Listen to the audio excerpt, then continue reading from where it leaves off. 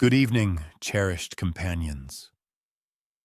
Tonight, we shall embark upon a deliberate and tender expedition into the realm of ancient Greek mythology and the profound tranquility of therapeutic knowledge.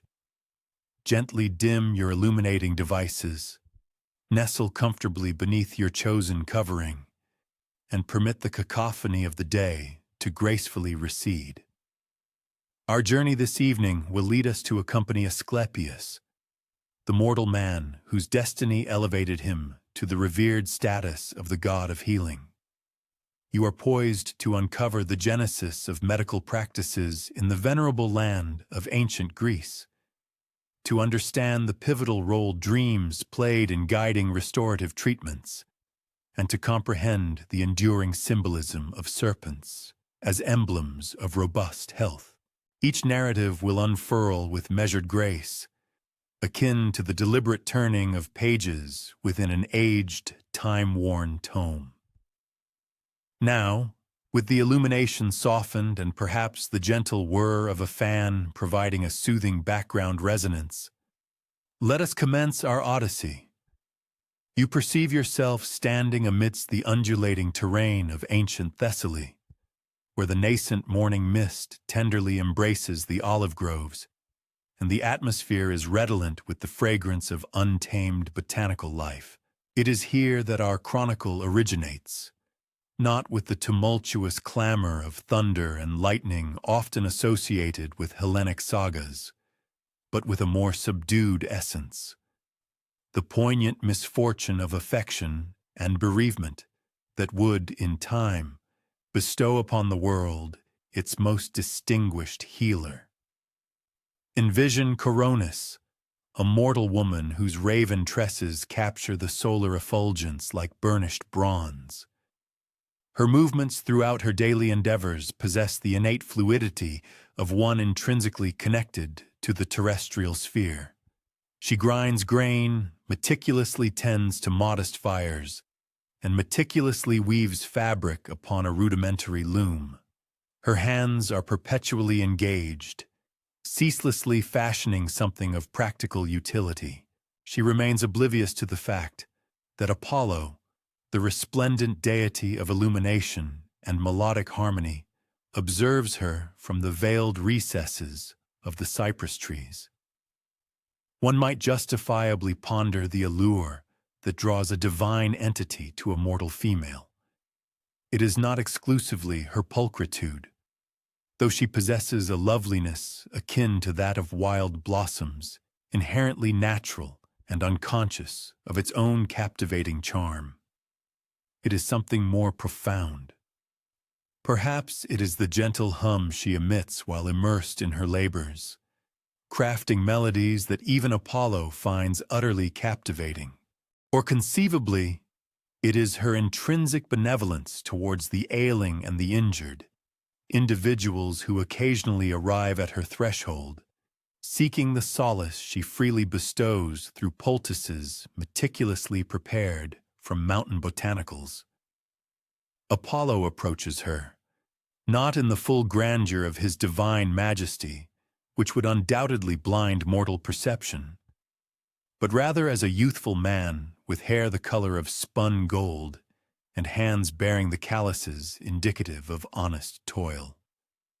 Their affections blossom in the manner characteristic of those more uncomplicated epochs, gradually nurtured by shared discourses and unhurried perambulations amidst the hills. He assists her in the collection of therapeutic flora, and she, in turn, imparts knowledge regarding which roots alleviate discomfort and which foliage staunch hemorrhagic flow. For a fleeting season, their happiness is absolute. Apollo experiences a sentiment he has seldom encountered, the serene contentment inherent in mortal love. No grandiose exploits, no epic quests, merely tranquil evenings by the hearth, contemplating the forthcoming child they both anticipate. Coronis's abdomen gracefully expands, and she gently guides Apollo's hand to feel the nascent stirrings of their offspring. Neither is aware that they are engendering the future deity of curative arts. However, deities, even those enraptured by love, cannot indefinitely forsake their inherent responsibilities. Apollo is compelled to resume command of his celestial chariot and guide the sun across the firmament each day. He must respond to supplications and inspire lyrical poets. He departs from Coronis with solemn vows of return, and she, in her guilelessness, places unwavering faith in his words, for she possesses no reason to doubt. It is at this juncture that the narrative veers towards its tragic denouement, and one can almost sense its impending arrival, much like an atmospheric shift preceding a tempest. Alone and burdened with incipient motherhood, Coronis encounters Ischus, a mortal man hailing from an adjacent settlement. In stark contrast to Apollo, Ischus is capable of offering her something the deity cannot: a conventional existence, a husband who will be present each evening, offspring who will mature with their father's constant presence. One can empathize with her ultimate decision, can one not? To cherish a god is to love an entity belonging to the entirety of creation. To cherish a mortal is to perhaps, just perhaps, belong exclusively to one another. Thus, Coronis makes the momentous choice that will ultimately exact an immeasurable price. She consents to wed Ischus, perhaps under the misguided presumption that Apollo will comprehend that deities relinquish mortal affections with the same ease that seasons transition. Yet, Apollo becomes privy to her resolution through his sacred corvid, which witnesses Coronis in the company of her new paramour. The avian messenger swiftly conveys its observations, anticipating commendation for its unwavering allegiance. Instead, Apollo's fury ignites with such scorching intensity that the crow's pristine white plumage is irrevocably blackened by divine wrath. From that fateful day forward, all corvids bear the somber hue of Apollo's indignation, a perpetual memento of how betrayed love can transmute even innocent conveyors of tidings. Divine affection, when subjected to betrayal, burns with a fervor surpassing mortal jealousy.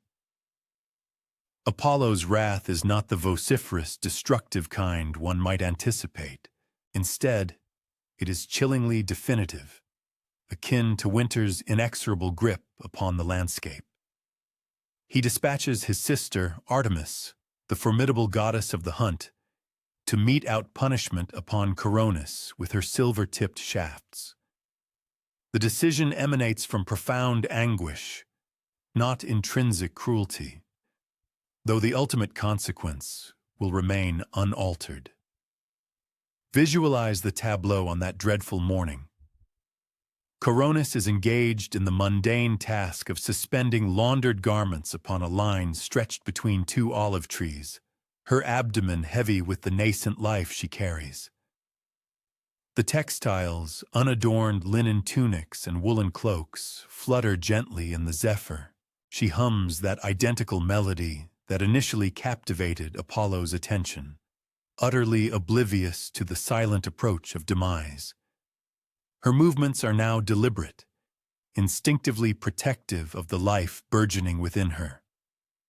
Artemis materializes like a shadow stepping into sunlit space, her bow already drawn taut. The goddess of the hunt experiences no gratification in this grim assignment, yet she cannot refuse her brother's imperative. There are no theatrical pronouncements, no final words of condemnation. The arrow flies with unerring swiftness and precision, and Coronis collapses amidst the damp garments, her hand instinctively reaching to shield the child within her, even as her vital essence ebbs away. But it is here that the narrative unveils its more profound verity concerning healing and bereavement. As Coronis lies in her death throes, something profound stirs within her. Not merely the infant, but a profound melancholia that permeates even the divine consciousness. She does not curse Apollo or rail against her predetermined destiny. Instead, her final ruminations are dedicated to the child who will never experience his mother's lullabies or feel her tender hands assess his brow for fever.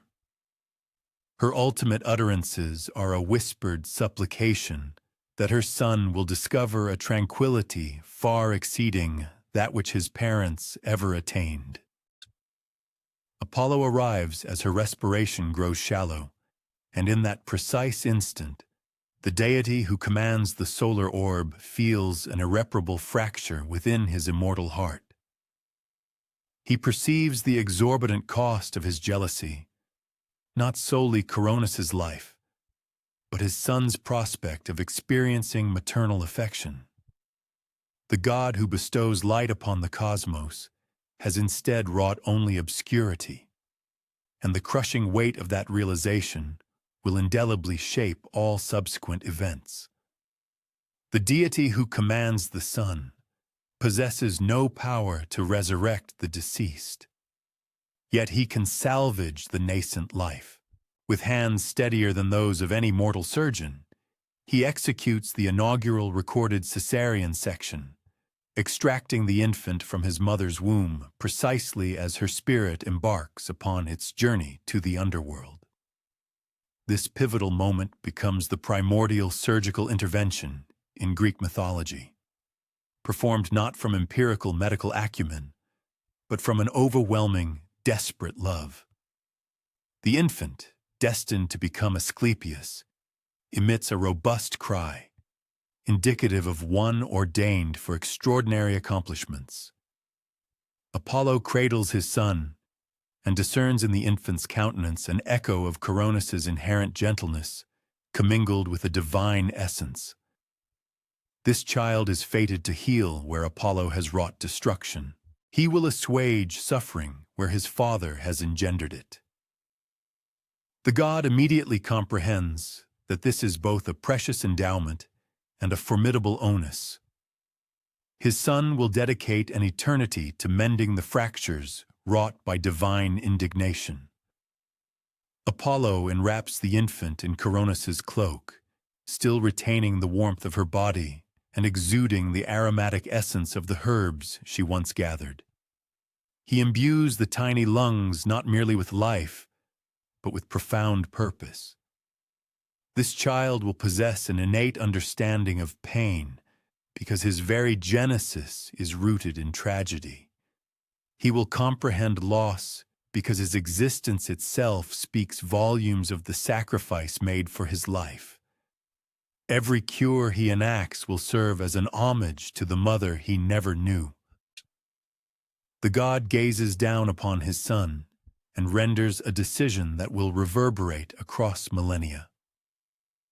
This child will not be nurtured upon Mount Olympus amidst the other deities, where he might absorb their casual cruelty and divine indifference to mortal suffering. Instead, Apollo will entrust him to an individual who comprehends both the inherent fragility of life and the profound power to safeguard it. Someone who recognizes that healing necessitates not only skill, but also wisdom accrued through lived experience. As Apollo bears the infant away from the scene of tragedy, one might perceive the quiet profundity of this moment. There are no resounding thunderclaps or ostentatious miraculous portents, merely a father holding his son, traversing the very hills where that son's mother once meticulously gathered therapeutic herbs. The cyclical nature of demise and restoration has already commenced, though neither god nor infant yet grasps its full significance. The baby slumbers peacefully in his father's embrace, unaware that his mother's untimely demise will impel him to master the very arts that might have preserved her. He does not yet comprehend that her tender hands, which once meticulously sorted botanicals and bound wounds, have transmitted their curative touch to him through divine inheritance. But Apollo knows, and the weight of that knowledge burdens him like immutable chains. Apollo pauses at the periphery of a dense forest, where ancient arboreal sentinels stand in a silence predating memory. Somewhere within that verdant gloom resides Chiron, the most sagacious of all centaurs, preeminent in medical knowledge, and the venerable tutor of heroes. The god recognizes that what his son now requires is not divine omnipotence, but the patient wisdom that emanates from comprehending both mortal vulnerability and the meticulous artistry of healing. The forest appears to extend a welcoming embrace, its branches parting as if acknowledging the sacred essence of their mission. Avian choristers fall silent as they pass, and even the wind holds its breath. This is consecrated ground. They are entering a domain where time flows differently, and wisdom accumulates like fallen foliage, rich with the decomposition of ancient knowledge, composting into fresh understanding. As we conclude this initial segment of Asclepius's profound narrative, one might inevitably ponder the enigmatic calculus of sorrow and divine endowment. A mother's untimely demise precipitates the advent of a preeminent healer. Affection blossoms into treachery. Treachery begets profound loss, and from this very loss springs the genesis of medical science itself. Coronis's ultimate sacrifice thus becomes the bedrock upon which every infirmary is erected. Every physician's meticulous touch is founded, and every therapeutic intervention that alleviates human suffering is built. And yet, there is perhaps solace in the contemplation that from the deepest chasms of grief can emerge the most extraordinary boons. Asclepius is destined to inherit his mother's innate tenderness and his father's celestial might, tempered by the poignant realization that each individual existence is invaluable precisely because it is ephemeral. This profound comprehension will mold him not merely into a practitioner of healing, but into the consummate healer, one whose endeavors are propelled by genuine affection rather than mere obligation. The ancient woodland deepens its embrace around Apollo as he cradles his newborn progeny, and one can almost perceive the primeval tranquility that envelops their journey. These are sylvan realms, where the passage of time is perceived differently, where every venerable tree has stood sentinel for untold centuries, and where every encroaching shadow harbors the recollections of heroes who walked these paths in ages past. The deity's footsteps produce no discernible sound upon the verdant, plush tapestry of fallen foliage. Nevertheless, an unseen presence ahead of them is acutely aware of their impending arrival. Chiron the centaur materializes from a cluster of ancient oak trees, his appearance akin to a figure stepping forth from the ethereal landscape of a dream. In stark contrast to the boisterous, often inebriated centaurs of mythic renown, Chiron moves with the inherent gravitas of a venerable scholar and the effortless grace of an entity who has dedicated millennia to the cultivation of patience. His equine lower body is robust and earth-toned, meticulously fashioned for the arduous task of conveying injured creatures to sanctuary. His human torso radiates the quiet fortitude of one who has facilitated the birth of innumerable foals and meticulously mended fractured bones with hands more delicate than any mortal physician's. You observe intently as Apollo draws near to his venerable companion, for that is precisely what Chiron represents, one of the rare beings within creation capable of conversing with divine entities as their peer. The centaur's perceptive gaze immediately assimilates the tableau before him. the god's visage, clouded by the pallor of grief, the swaddled infant enveloped in a woman's discarded cloak, the pervasive scent of tragedy that clings to both father and son like an unwelcome shroud.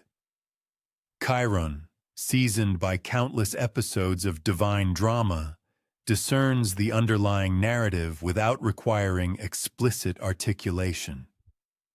Coronis, Chiron inquires with a voice imbued with gentle sorrow, and Apollo's subtle nod communicates the entirety of the tragic chronicle. The centaur extends hands that have cradled nascent heroes and ministered to expiring warriors, accepting the infant with the assured dexterity of one who has safeguarded thousands of fragile existences. He possesses her eyes, Chiron remarks, and you witness Apollo recoil slightly at the undeniable veracity of the observation. Even in slumber, the infant's countenance bears an unmistakable resonance of his mother's tender mien. Thus, Asclepius's formative years unfold within the secluded depths of the forest, within a cavern redolent with the aroma of desiccated herbs and ancient sagacity. Chiron's abode bears no resemblance to the opulent marble edifices typically inhabited by the gods. It is meticulously sculpted from living rock, its interior featuring alcoves housing earthenware vessels brimming with medicinal compounds and shelves meticulously arranged with scrolls containing centuries of accumulated healing lore. Clusters of herbs dangle from the cavern ceiling like aromatic supplications, and a modest fire perpetually glows at its core, ever prepared to brew restorative teas or warm therapeutic poultices. The cavern pulses with a vitality unlike any mortal dwelling. Water permeates the rock walls through carefully orchestrated channels that Chiron has directed over millennia, establishing natural cooling mechanisms and sources of pristine, potable water. Fungi flourish in meticulously maintained patches, some cultivated for sustenance and others for their medicinal efficacy. The centaur has meticulously transformed his dwelling into a dynamic dispensary where every surface is dedicated to the revered art of healing. Envision young Asclepius taking his inaugural steps upon the yielding earth just beyond Chiron's cavernous sanctuary. The centaur observes with unhurried patience as the toddler embarks on his explorations, ensuring that he does not venture towards the perilous flora that thrive in the forest's obscured recesses. However, Chiron does not restrain the boy from making contact with the benign herbs, those possessing restorative rather than deleterious properties. Even at the tender age of 2, Asclepius exhibits an extraordinary empathy towards all living organisms. One might naturally ponder the experience of being nurtured by a centaur. Chiron seamlessly integrates the pragmatic wisdom of a rustic physician with the mythic erudition of an entity who has mentored both gods and legendary heroes. Yet his pedagogical approach is remarkably unpretentious. He refrains from didactic lecturing or demanding rote memorization. Instead, he imparts knowledge through direct demonstration and permits innate curiosity to guide the learning process. Every lesson organically emanates from the bounties the forest graciously offers. When Asclepius reaches the age of 4, Chiron escorts him to observe a deer with a debilitated limb limping laboriously through the forest. The centaur does not immediately rush to offer assistance. Instead, he and the young boy recline silently behind a fallen timber, observing and absorbing the scene. "What do you perceive?" Chiron inquires, and Asclepius meticulously points out how the deer exhibits a preference for one leg, how its gait is noticeably slower than customary, and how it frequently pauses to seek repose against the trunks of trees. Should we intercede? The boy asks with earnestness, and Chiron contemplates this query with profound gravity. Such pivotal teaching moments necessitate judicious handling.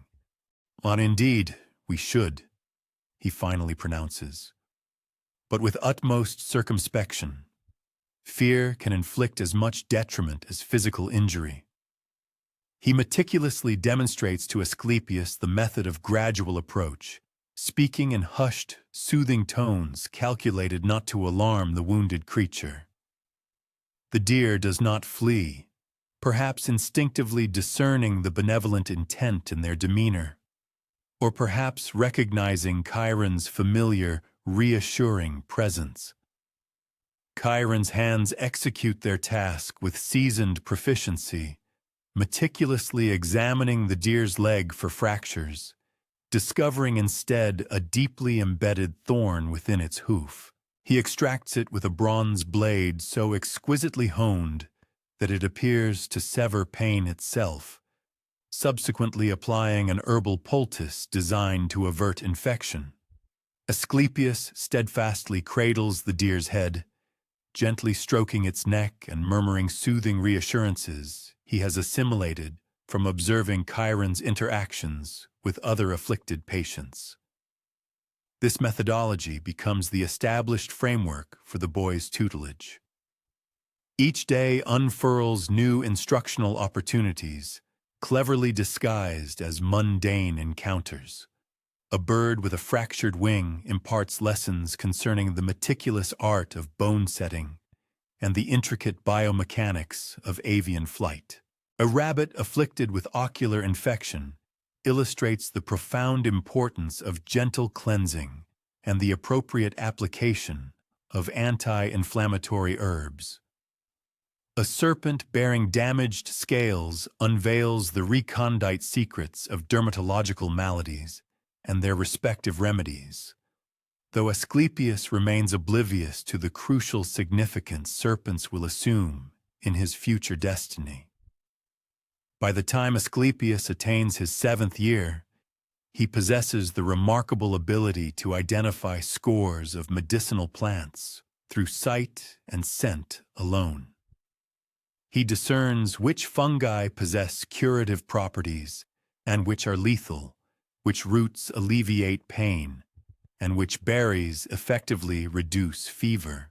Crucially, however, he is internalizing the more profound wisdom that transcends the confines of any written text. Enduring patience in the face of suffering, unwavering gentleness when confronted with fear, and the quiet, unyielding persistence that true healing unequivocally demands. Chiron meticulously instructs him that the practice of medicine transcends mere factual knowledge. It embodies a symbiotic relationship between the healer and the patient. A poultice administered with animosity will not yield the same therapeutic efficacy as the identical poultice applied with profound compassion. The centaur elucidates as they attend to a wolf with an infected paw. The botanical realm responds to our underlying intentions, and similarly, the creatures we endeavor to assist are attuned to this subtle energy. This is not an assertion of mysticism, but rather a testament to practical sagacity. Patients experiencing stress recover at a demonstrably slower rate than those who are tranquil. One can readily visualize them on a quintessential morning, diligently engaged in the herb garden that Chiron has meticulously cultivated over many centuries. To an untrained eye, the plot might appear disheveled, with various plants seemingly growing wherever they choose, without apparent systematic arrangement. However, Asclepius is progressively learning to discern the deeper, underlying pattern.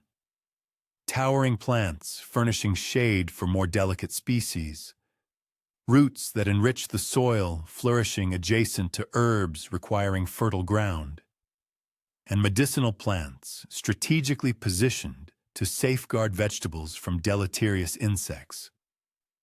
Nature inherently possesses the capacity to heal herself, Chiron expounds as they carefully transplant seedlings with remnants of soil still clinging to their delicate roots.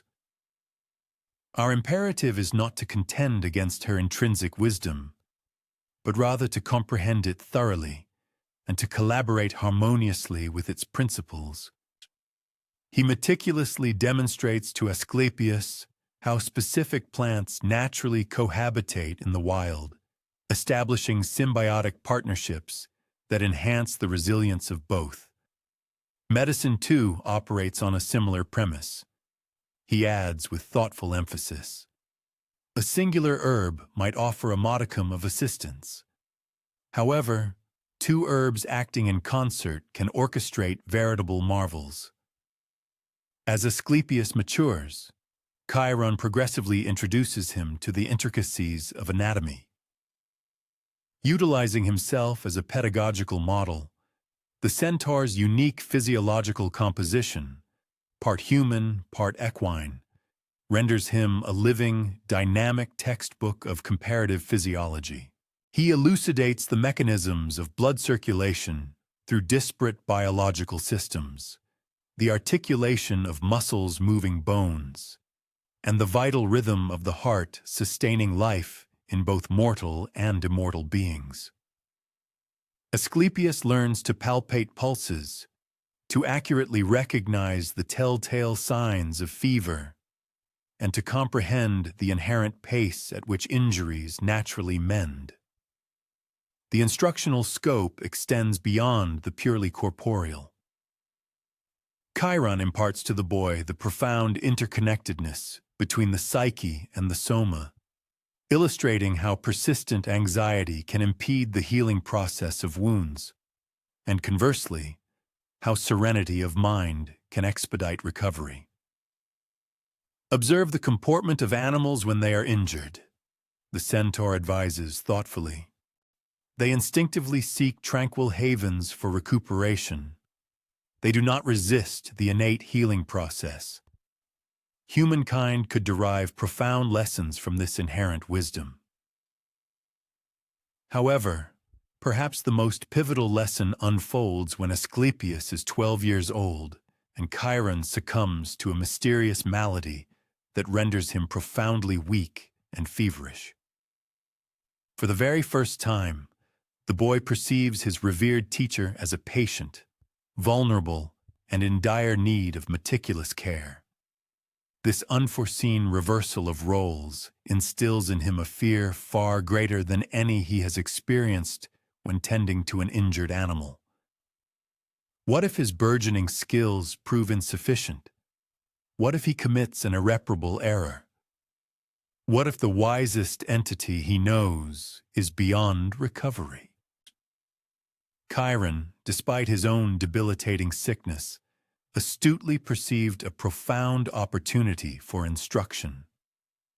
True restoration begins with the humble acceptance that we cannot dictate every outcome, he murmured from his comfortable nest of furs, his voice raspy, yet imbued with characteristic gentleness. At times, our efforts yield a full recovery.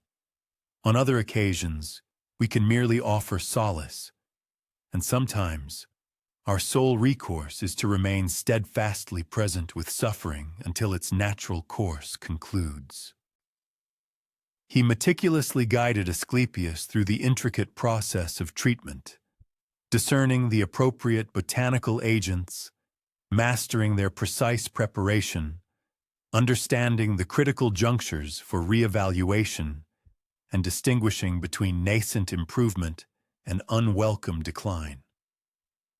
For a relentless span of 3 days and 3 nights, Asclepius ministered to his ailing mentor with a profound devotion akin to a son tending his cherished father. He meticulously steeped herbal infusions to the exact specified potency, applied soothing, cooling compresses whenever the fever surged, and maintained a silent vigil through the protracted hours when sleep eluded the centaur.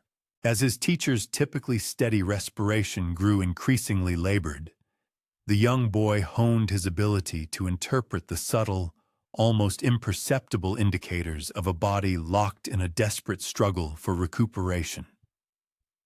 On the auspicious fourth morning, Chiron's fever abruptly receded, much like the first light of dawn after an arduous night. Beads of perspiration glistened upon the centaur's forehead, yet his skin now felt refreshingly cool to the touch. His breathing deepened perceptibly and settled into a regular, rhythmic cadence. The perilous crisis had undeniably passed, and both the venerable teacher and his diligent student grasped the immense significance of what had transpired. Asclepius had unequivocally transitioned from a passive observer to an active healer, evolving from one who merely assisted to one who fully embraced the mantle of responsibility.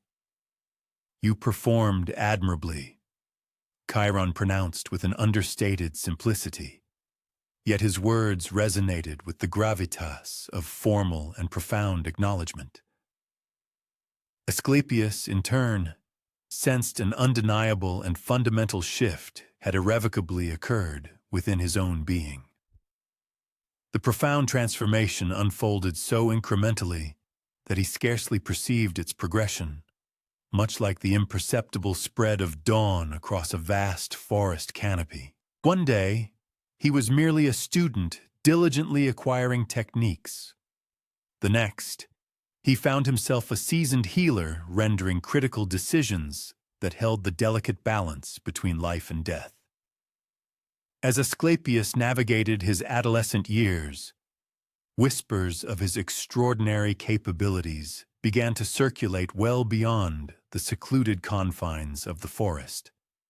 Injured hunters, having caught wind of a prodigious young healer rumored to perform what appeared to be genuine miracles, began to seek out the centaur's hidden cave. Chiron observed with immense pride as his burgeoning student attended to each patient with the same unwavering, meticulous attention, entirely irrespective of their social standing or their capacity to offer payment. The young man demonstrated no partiality, extending identical careful consideration to the affluent merchant and the impoverished woodcutter alike. One tranquil evening, as they sat companionably by their crackling fire, diligently preparing the necessary medicines for the ensuing day, Chiron articulated his thoughts on Asclepius's future with the measured circumspection of one who had witnessed countless students come and go. "You have absorbed every lesson I can impart regarding the properties of plants and the treatment of physical wounds," he declared, his hands expertly grinding dried herbs with a mortar and pestle rendered silky smooth by centuries of continuous use. However, the art of healing encompasses far more than mere corporeal forms. Dreams, fervent prayers, profound hope, and crushing despair. These too constitute integral facets of medicine. He then recounted to Asclepius tales of ancient temples where the practices of healing and spiritual devotion were intricately interwoven, sacred spaces where patients sought not merely physical remedies, but a profound renewal of their very spirit. "Your father's inherent gifts are palpably awakening within you," Chiron observed sagely, noting with keen interest how the various plants seemed to respond with greater alacrity to the young man's touch, and how patients consistently recovered with remarkable speed under his attentive care. "Soon, you will be compelled to unravel the true meaning of embodying both the divine and the healer." The centaur's prescient words proved remarkably accurate. As Asclepius approached the precipice of manhood, his inherent healing abilities began to transcend anything achievable through mere mortal knowledge or skill. Wounds miraculously sealed themselves with astonishing swiftness beneath his gentle hands. Fevers plummeted and broke when he merely laid his palms upon burning foreheads. Even the plants he harvested seemed to amplify their intrinsic healing properties under his touch, as if his presence awakened their deepest, most potent potential. Yet, with the burgeoning manifestation of such formidable power, came a commensurate escalation of profound responsibility. Asclepius gradually began to comprehend the deeper rationale behind his celestial father's decision to entrust him to this exceptionally wise teacher. Chiron had bestowed upon him far more than a comprehensive medical education. He had meticulously cultivated the moral bedrock that would serve to channel his divine power towards compassionate service rather than self-aggrandizing pride.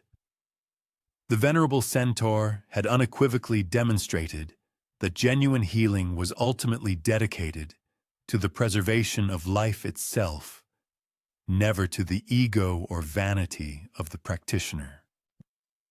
On the momentous day, Asclepius finally departed the protective embrace of the forest to embark upon his destined work in the expansive, wider world. Chiron presented him with a staff, meticulously carved from a branch of the very tree beneath which they had first encountered each other. The wood felt remarkably smooth and warm to the touch, exquisitely seasoned by countless years of careful shaping. "Always remember," the centaur imparted, his voice resonant with final wisdom. "Authentic healing demands both the sagacity to discern the correct course of action and the profound humility to accept that which ultimately cannot be altered." The youthful healer then journeyed forth from his sylvan sanctuary, moving with an innate grace between disparate worlds, carrying divine endowments tempered by profound mortal compassion, and wielding knowledge made truly wise by deep, empathetic understanding. The vulnerable infant Apollo had once conveyed to these secluded woods had evolved into something utterly novel, neither entirely divine nor wholly human, yet perfectly constituted to bridge the chasm between these two realms and serve them both.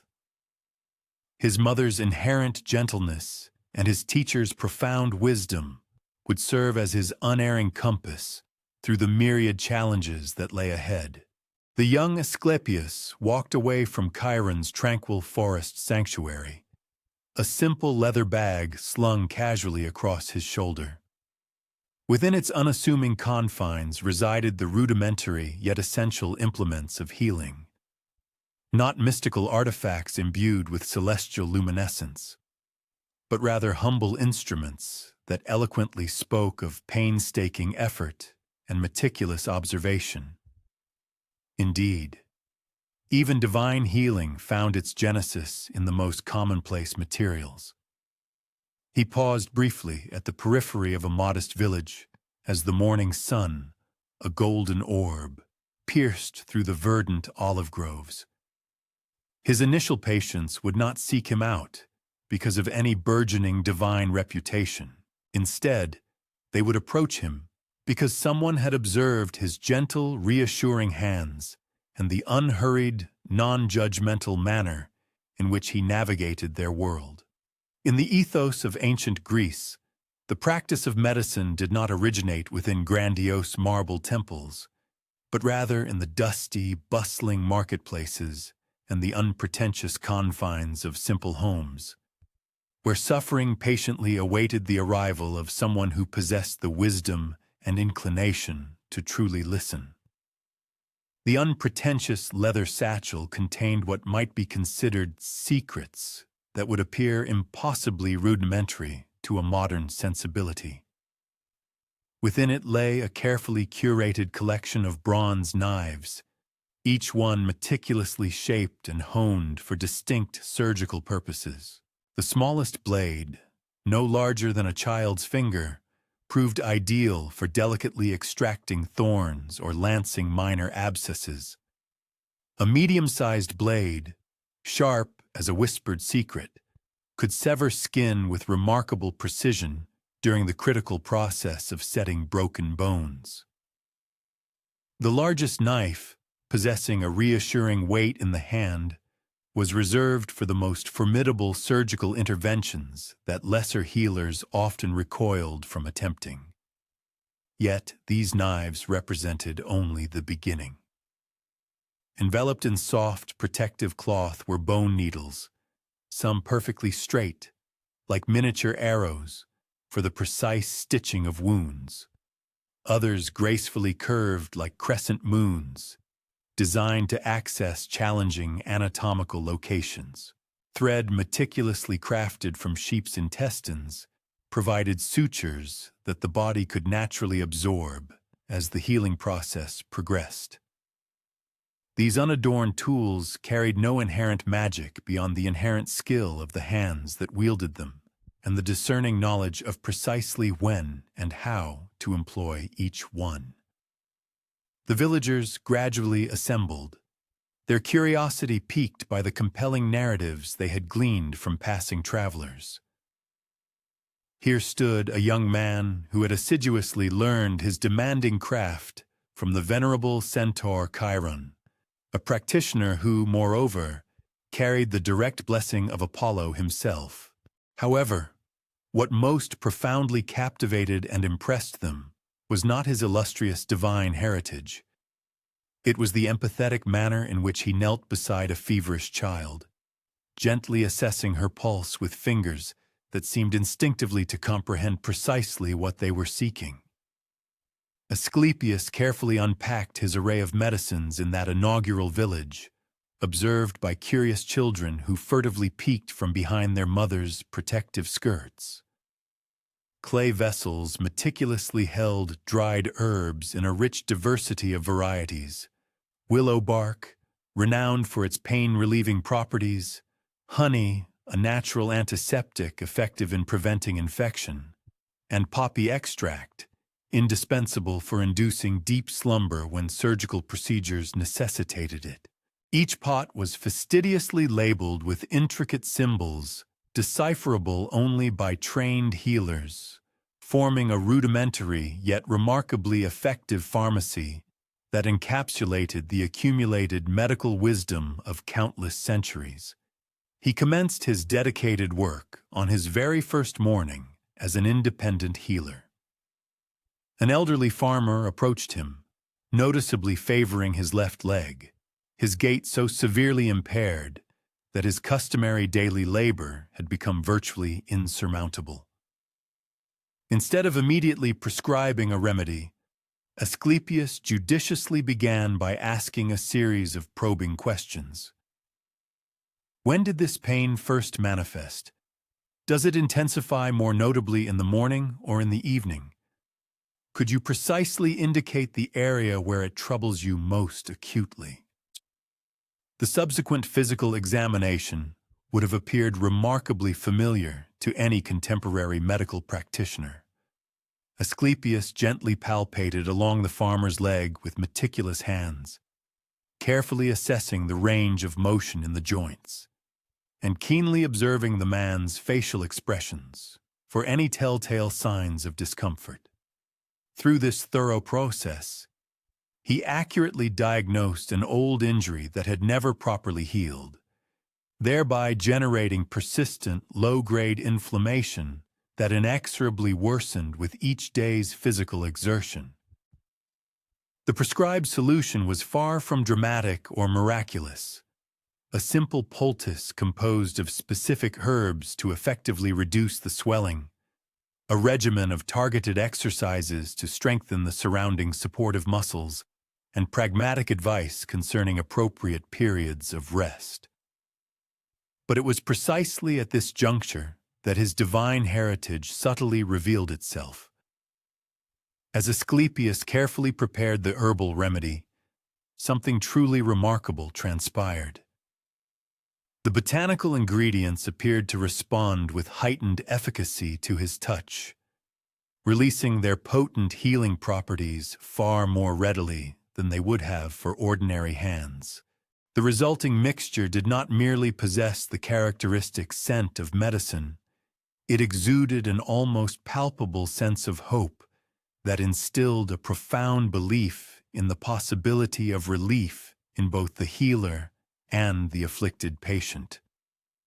Word of his exceptional abilities spread with astonishing rapidity throughout the small, interconnected communities, and by that very afternoon, a considerable line of patients had already formed, patiently waiting outside the modest dwelling where Asclepius had established his nascent practice.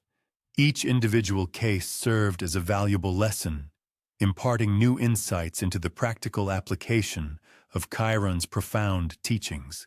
A concerned mother presented her infant, suffering from a persistent, troubling cough.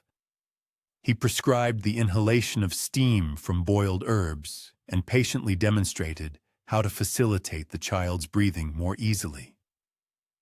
A young man, afflicted with infected wounds sustained from demanding farm work, received meticulous cleaning and dressings generously soaked in honey, nature's own potent antibiotic. In the realm of natural remedies, honey truly stood as nature's own formidable antibiotic, a testament to ancient wisdom regarding the earth's healing bounty.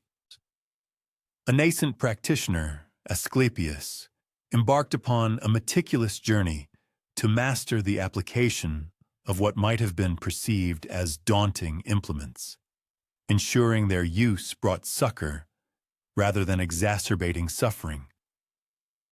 His initial training involved extensive practice upon deceased creatures, allowing him to discern with precision how organic tissue responded to various incisions, how skeletal structures could be mended, and the intricate dynamics of sanguineous flow and its regulation. Each prospective technique underwent rigorous evaluation and systematic refinement before it was ever considered for application to a living patient, guaranteeing a foundation of competence and safety. As Asclepius's medical pursuits broadened, so too did his arsenal of instruments undergo a significant transformation. He meticulously commenced the fabrication of bespoke tools, each designed for distinct therapeutic objectives. Slender bronze probes were fashioned for the delicate exploration of lacerations without inflicting further trauma. Elegantly curved forceps were devised for the extraction of extraneous matter from breaches in the skin, and miniature saws were reserved for dire circumstances, where the excision of compromised bone became imperative to salvage an afflicted limb. Concurrently, his collection of botanical medicaments burgeoned in sophistication during his itinerant travels from one settlement to another. He cultivated an acute sensitivity to the regional specificities of familiar flora, discerning that identical species might possess differential potencies, contingent upon the local edaphic conditions and climatic influences. A scrupulously maintained chronicle meticulously documented not merely the efficacy of particular herbs for designated maladies, but also the optimal periods for their collection to ensure peak potency, precise methodologies for their desiccation and preservation, and pioneering insights into synergistic combinations that unlocked novel therapeutic possibilities. Yet, perhaps the most invaluable implement within his burgeoning repertoire was neither forged from bronze nor iron. It was his profound capacity for attentive listening. The venerable tenets of ancient Greek medicine embraced a fundamental truth that contemporary healthcare systems sometimes regrettably overlook. The genesis of genuine healing lay in truly assimilating the narratives and subtle cues a patient endeavored to articulate. Asclepius assiduously cultivated the nuanced faculty of interpreting not merely isolated symptoms, but rather the entirety of the individual, comprehending the intricate interplay of apprehension, aspirations, and familial circumstances in influencing the trajectory of recovery. Upon a tranquil autumn eve, while Asclepius methodically arranged his pharmaceutical preparations under the soft glow of a lamplight, a deeper philosophical elucidation of Chiron's tutelage began to crystallize within his understanding. The instruments themselves, he realized, held less intrinsic significance than the sagacious discernment of precisely when and how to deploy them. A blade wielded by an unskilled hand could tragically inflict harm rather than confer restoration. Herbal concoctions improperly administered harbored the potential to poison instead of providing a curative effect. The true mastery, therefore, resided not in the mere possession of potent apparatus, but in the cultivation of the profound wisdom necessary to apply them with judicious precision and appropriate timing. This profound realization fundamentally reconfigured his therapeutic methodology. Rather than impulsively reaching for his most imposing instruments, Asclepius consistently initiated treatment with the most unassuming interventions. Frequently, what presented as an intricate medical predicament often yielded to a remarkably straightforward resolution. Enhanced nutritional intake, augmented periods of repose, a reduction in prevailing stressors, or simply the comforting reassurance derived from being genuinely heard and comprehended by an individual deeply invested in one's overall welfare. The surgical instruments, in his evolved practice, thus represented medicine's ultimate recourse, never its primary or immediate response. Asclepius consequently garnered a distinguished reputation for assiduously eschewing superfluous procedures, invariably prioritizing conservative healing modalities, and only resorting to invasive surgery when its absolute necessity became indisputable. This circumspect methodology spared innumerable patients from the compounding trauma associated with intrusive interventions that might, in fact, have precipitated more detriment than benefit. As the cycle of seasons progressed and his proficiencies attained greater maturity, fellow healers increasingly sought his counsel, eager to assimilate his distinctive techniques and avail themselves of his specialized tools. Asclepius graciously welcomed these eager pupils, firmly believing that the potency of healing knowledge was amplified through its dissemination rather than its restrictive monopolization. He commenced instructing others not merely in the mechanical application of specific implements, but in the more profound art of critical medical thinking. Observing with meticulous attention, challenging preconceived notions, and consistently considering the patient as an integrated entity rather than an aggregate of disparate symptoms. Those who trailed Asclepius from one community to another, witnessing his continuous refinement of both his instruments and his methodologies, could readily perceive how this robust, practical groundwork meticulously prepared him for the more esoteric dimensions of healing that lay ahead in his unfolding destiny.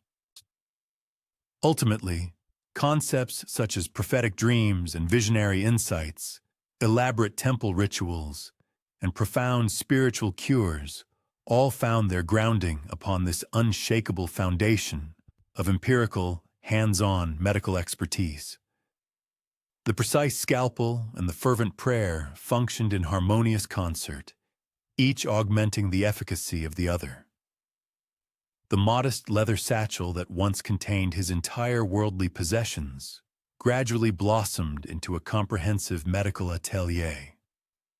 Multiple cases brimming with instruments, shelves laden with diverse medicaments, and volumes filled with meticulous observations collectively laid the groundwork for what effectively became the inaugural medical academy of the ancient world.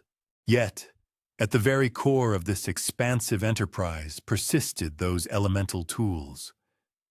Bronze blades maintained in razor-sharp condition through daily application. Herb receptacles replenished countless times. And needles rendered smooth by the gentle hands that had meticulously sutured thousands of wounds. Perhaps the most astonishing characteristic of Asclepius's philosophical approach to healing implements was its unyielding practicality. Despite his inherent divine lineage, he ostensibly possessed the capability to invoke celestial powers to instantaneously eradicate any affliction. However, he deliberately chose instead to operate within the inherent constraints of mortal medicine, incrementally advancing its efficacy through diligent observation and unwavering perseverance. This deliberate choice intimated a profound truth concerning the essential nature of authentic healing, that it achieved its greatest success when it reverenced both the meticulous skill of human endeavor and the boundless compassion of the divine. The unassuming leather pouch, to contemporary sensibilities, held contents that would appear exceedingly modest, yet they encapsulated centuries of painstakingly accrued wisdom. Within it rested bronze blades, honed to such an exquisite sharpness that they could precisely excise infected tissue without inflicting collateral damage upon healthy flesh. Diminutive clay vessels contained finely powdered botanical substances. Willow bark, renowned for its analgesic properties, poppy seeds, inducing somnolence, and mint leaves, alleviating troubled digestive systems. Strips of fine linen, repeatedly laundered and softened until they possessed the texture of silk, awaited their transformation into absorbent bandages. A delicate assortment of bronze needles, as slender as individual hairs, possessed the capacity to meticulously close lacerations that would otherwise assuredly fail to achieve proper cicatrization. These seemingly simple instruments achieved miraculous outcomes because Asclepius grasped a fundamental truth that modern medical practice occasionally neglects. Healing transpired not solely through the agency of tools, but predominantly through the discerning hands that skillfully wielded them.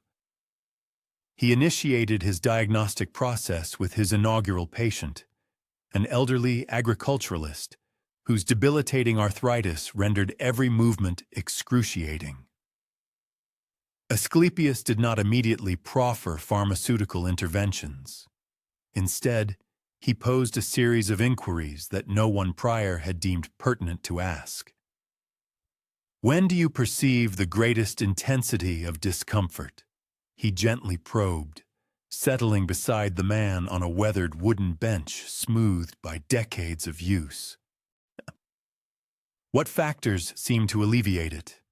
What circumstances exacerbate it?" His hands, with a touch of such exquisite gentleness, explored the swollen articulations, surprising both the patient and any attending observers. This was not merely a clinical diagnosis. It was, in essence, a nuanced dialogue between the healer and the afflicted body, conducted in the eloquent language of meticulous attention. From the depths of his satchel, Asclepius carefully extracted a diminutive clay pot containing an oil meticulously infused with herbs, a preparation technique personally imparted to him by Chiron. The intricate process spanned weeks. The precise identification and collection of the appropriate plants at their optimal maturity, their careful desiccation under specific atmospheric conditions, and their eventual amalgamation with oil meticulously pressed from the finest olives.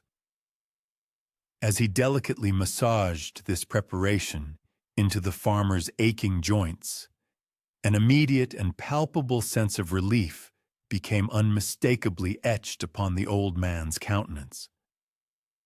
"The celestial beings have surely blessed your hands, young one," the farmer uttered with profound gratitude. But Asclepius, with characteristic humility, gently shook his head. "The true blessing resides within the plants themselves," he responded softly.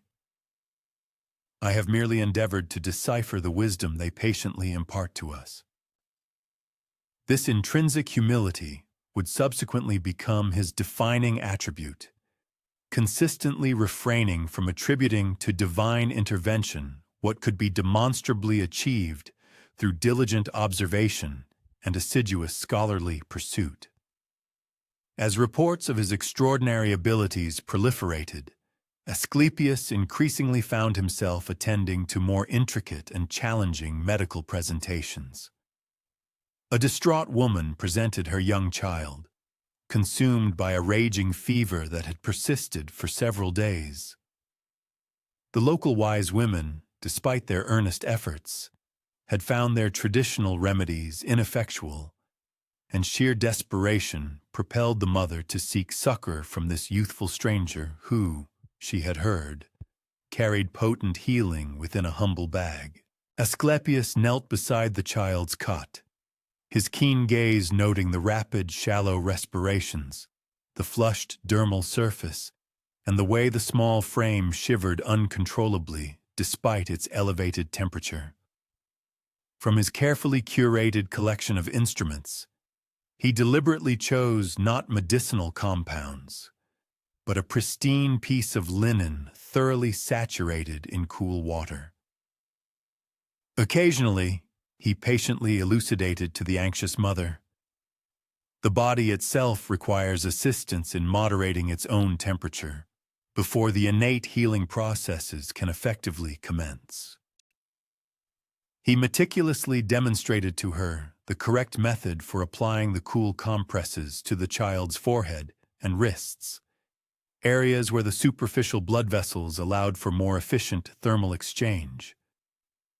From another ceramic vessel, he precisely measured specific quantities of desiccated herbs, elderflower, intended to induce perspiration, chamomile to soothe the child's agitated spirit, and a delicate touch of honey to render the otherwise bitter herbal infusion palatable to youthful taste buds.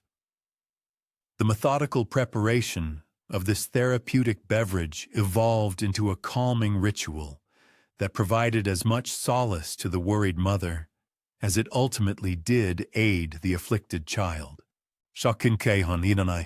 Healing is as much a product of hope as it is of herbs, Asclepius sagely remarked as they collectively awaited the fever's eventual abatement. When we empower individuals with the means to contribute to their own recovery, we restore to them a sense of agency over their illness. The mother, witnessing her child's breathing gradually become more measured and profound, comprehended for the first time that she was not utterly powerless in the face of sickness. Not all of Asclepius's therapeutic instruments, however, were invariably gentle in their application. When a young shepherd arrived, bearing a deep, lacerated wound in his leg, a grievous injury inflicted by a wolf's fangs, and already exhibiting unambiguous signs of burgeoning infection, a more assertive intervention became unequivocally necessary. He meticulously cleansed the wound with wine, explaining to the shepherd that certain fermented spirits possessed properties capable of combating the unseen adversaries responsible for infection. The young man clenched his jaw, enduring the discomfort as Asclepius expertly explored the compromised tissue, meticulously excising dirt and necrotic flesh with movements as precise and deliberate as a sculptor shaping marble. Present discomfort often averts more severe suffering later, the healer thoughtfully clarified. Sometimes, true compassion necessitates inflicting temporary pain to preclude permanent harm. a critical intervention became undeniably necessary. The particular injury demanded a profound level of surgical aptitude, one that thoroughly tested the comprehensive knowledge Chiron had imparted concerning the intricate, hidden architecture of the human body. From his meticulously crafted leather satchel, Asclepius produced a collection of bronze instruments, their surfaces gleaming with a brilliant luster, as if they had captured and held the very essence of sunlight. The surgical knives themselves were exquisite examples of craftsmanship, their razor-sharp blades honed to an unparalleled perfection, and their handles thoughtfully wrapped in supple leather to ensure an unwavering, secure grip. Yet, Asclepius handled each implement not merely as a tool, but with a profound reverence, recognizing their dual capacity to either mend or inflict harm, entirely dependent on the dexterity and wisdom of the individual wielding them.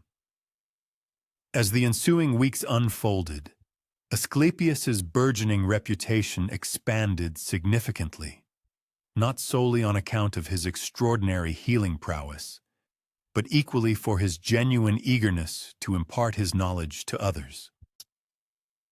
He meticulously demonstrated to the local women the precise methods for preparing various herbal remedies, effective in alleviating a spectrum of common ailments and afflictions. To the young men, he patiently taught the essential skills of correctly setting fractured bones and meticulously cleansing wounds to prevent infection. His humble bag of tools thus transcended its utilitarian purpose, evolving into a veritable traveling academy of medicine.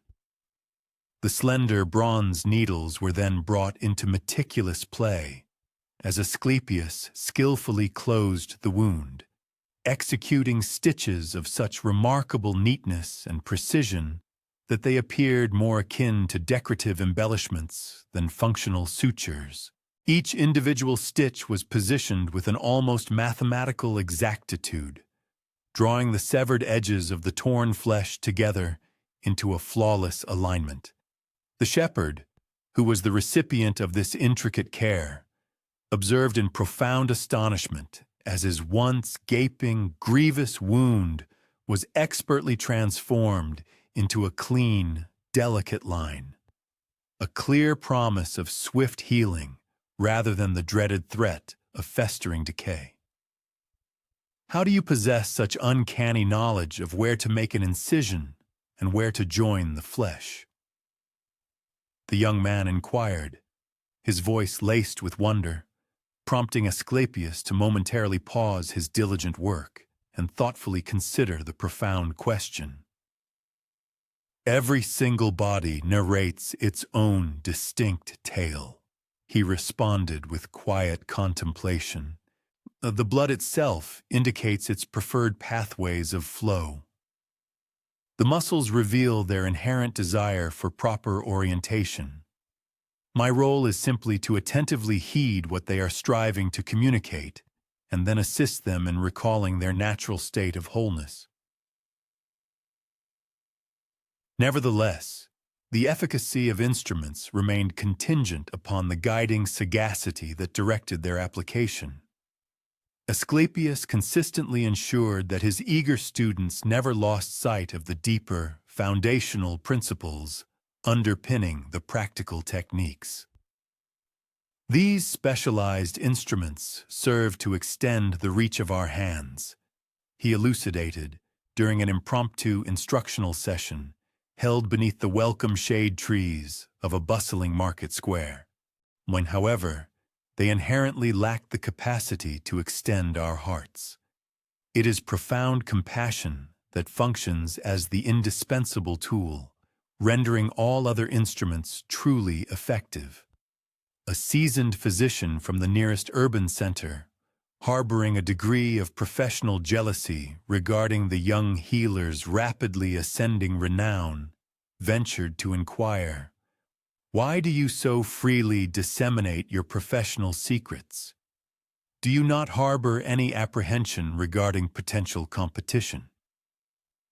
Asclepius's expression betrayed genuine perplexity at the query. The extent of human suffering is far too immense for any single healer to adequately address. He stated with disarming simplicity, the greater the number of hands equipped with the knowledge of healing, the lesser the quantum of pain that will afflict the world. This profoundly benevolent philosophy initiated a comprehensive metamorphosis within the very practice of medicine.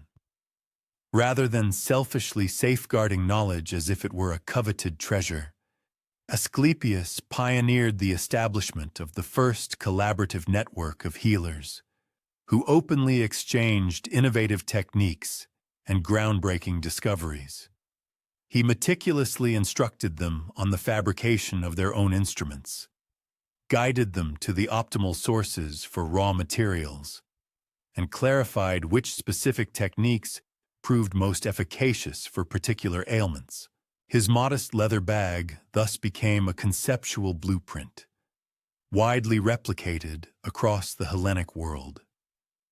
As the comprehensive exploration of Asclepius's medical methodologies approached its conclusion, the truly revolutionary nature of his holistic approach became strikingly evident. In an ancient world where the act of healing was frequently misconstrued as either mystical enchantment or direct divine intervention, he steadfastly advocated for a rational understanding of how the human body actually functioned. He is credited with pioneering the first systematic methodology for medicine, establishing the inaugural schools of medical thought, and creating the foundational network of rigorously trained healers. He powerfully demonstrated the veracity of this principle when a diseased beggar, whose condition was undeniably advanced and profoundly painful, his body bearing the unmistakable stigmata of prolonged neglect, sought aid that every other healer had emphatically refused to provide. Other practitioners would have unhesitatingly dismissed him as an incurable case. Yet, Asclepius reached into his bag with the identical meticulous attention and unwavering dedication he consistently afforded his most affluent patients. The instruments he deployed were precisely the same. The identical bronze knives, the very same herbal preparations, and the familiar linen bandages.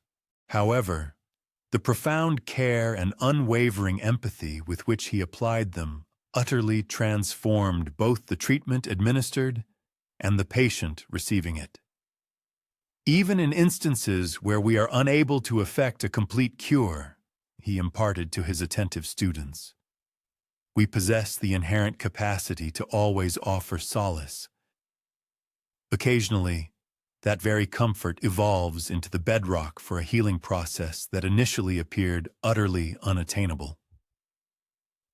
Yet, perhaps most profoundly, he never permitted himself to forget that the single most sophisticated instrument contained within his humble bag was kindness itself.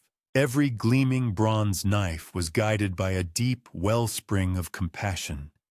Every soothing herbal remedy was prepared with an abundance of love, and every protective bandage was applied with an unwavering sense of hope. His physical tools were undeniably simple, yet the heart that directed their application possessed an infinite capacity for profound care.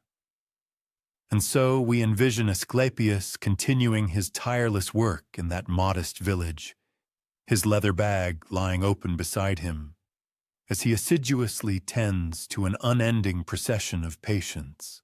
The potent tools of healing emanate outward from his gentle, skilled hands, spreading like ever-widening ripples across the surface of still water, carrying profound relief to distant corners of the world where suffering had once persisted, utterly unanswered.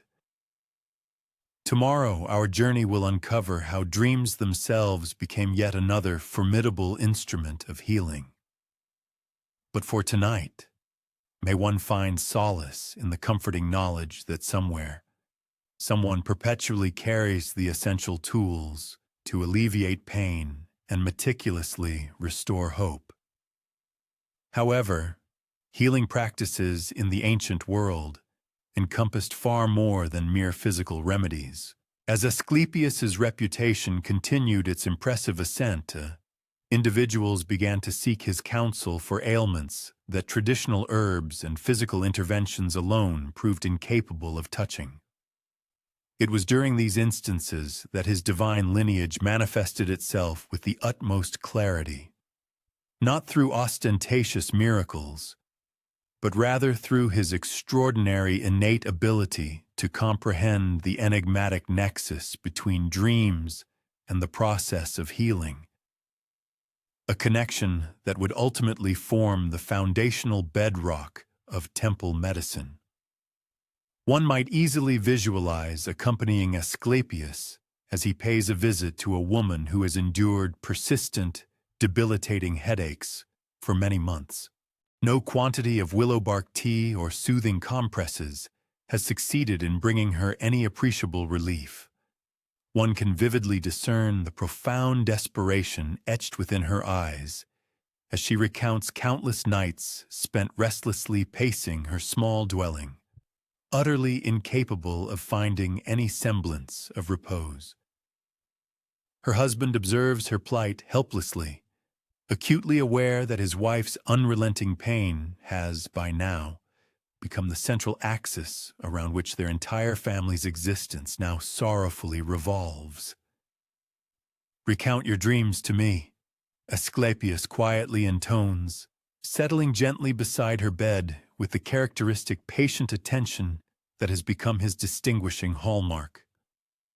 The request initially takes her by surprise.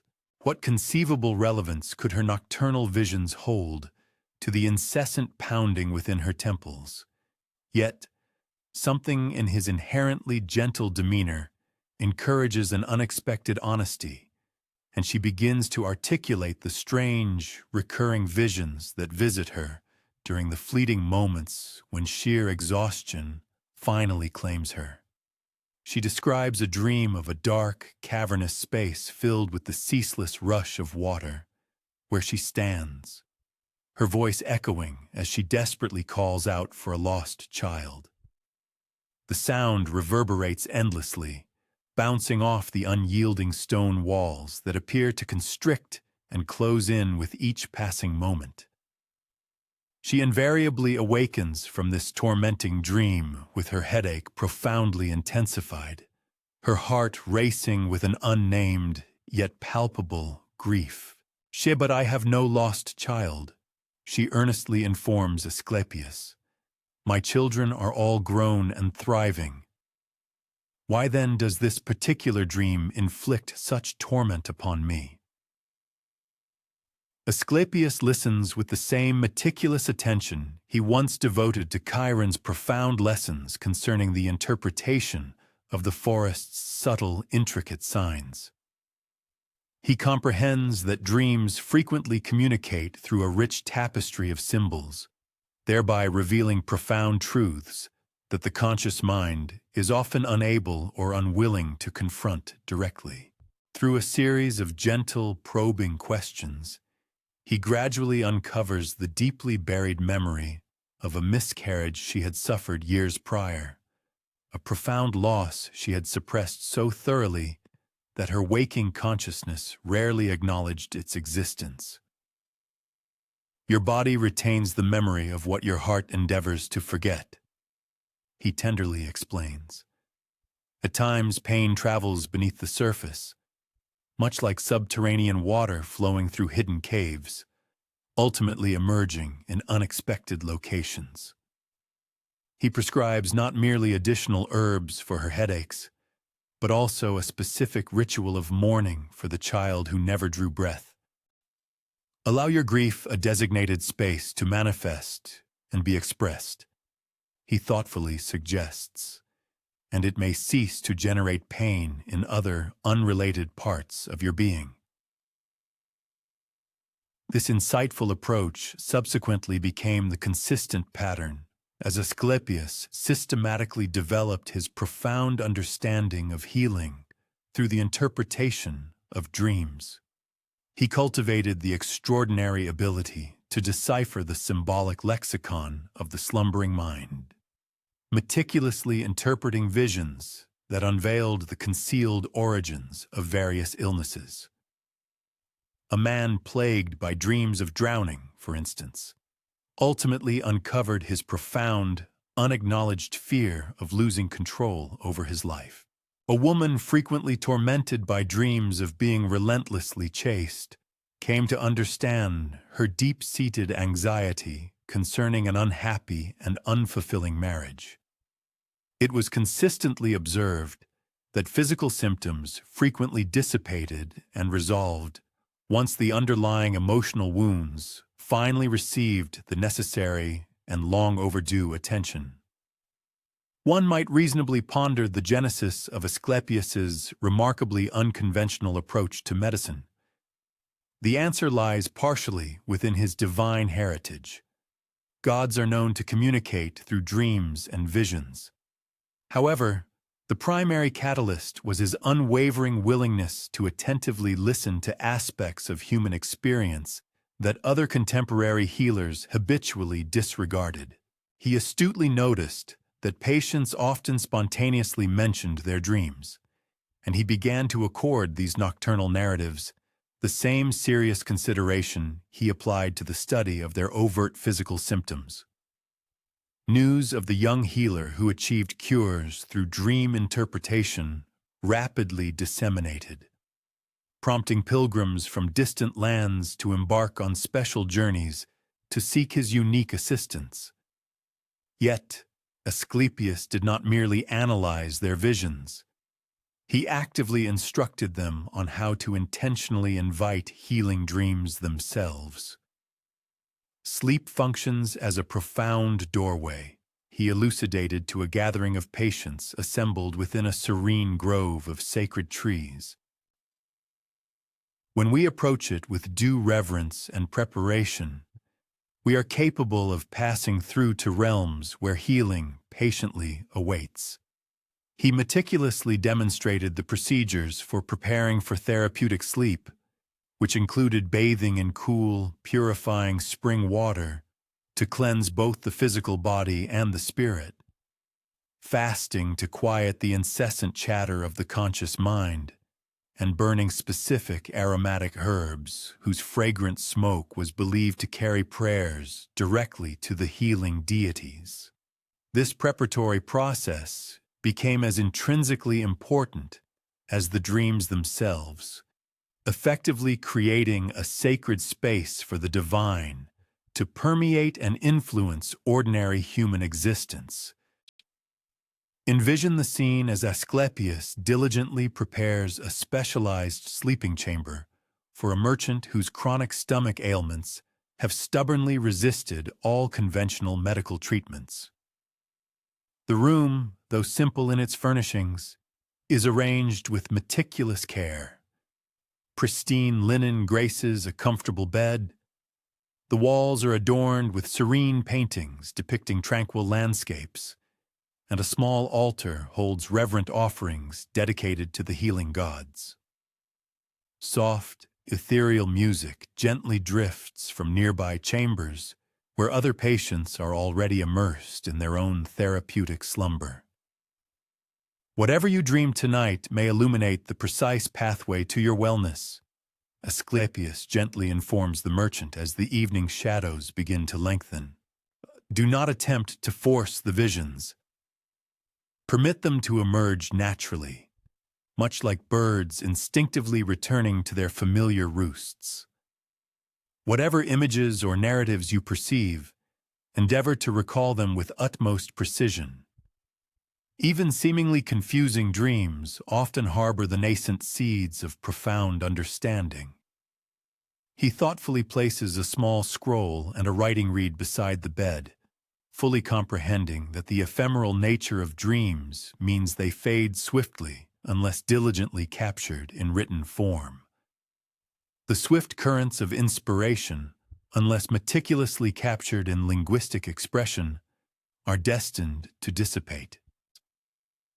A prosperous trader once envisioned a lavish feast where he sat in solitary splendor at a table groaning under the weight of opulent dishes. Yet he was rendered incapable of partaking, his lips meticulously sealed by a shimmering golden filament. Each time he strained to sever this delicate bond, its strands progressively thickened, becoming an even more constrictive ligature. When he awoke and recounted this vivid apparition to Asclepius, the healer responded with an insightful affirmation. Your visceral discomfort arises because your utterances remain ensnared, Asclepius interpreted with sagacity. What crucial sentiments have you found yourself unable to voice? Through a meticulous dialogue, they unearthed the merchant's deeply entrenched animosity toward a former business partner who had defrauded him of considerable assets in a past venture. This festering ire, unexpressed and suppressed, had insidiously corroded his internal equilibrium, specifically his gastrointestinal tract, manifesting tangible bodily discomforts stemming from a psychological toxin. Asclepius mandated not merely palliative botanical remedies for the stomach, but a structured, symbolic confrontation where the merchant could finally articulate his authentic sentiments. Therapeutic recovery often demands intrepid bravery in equal measure to pharmaceutical intervention, the healer sagely observed. Your nocturnal vision presented you with the golden strand, inherently precious, yet simultaneously restrictive. While veracity might exact a significant toll, unspoken grievances invariably impose a far greater price.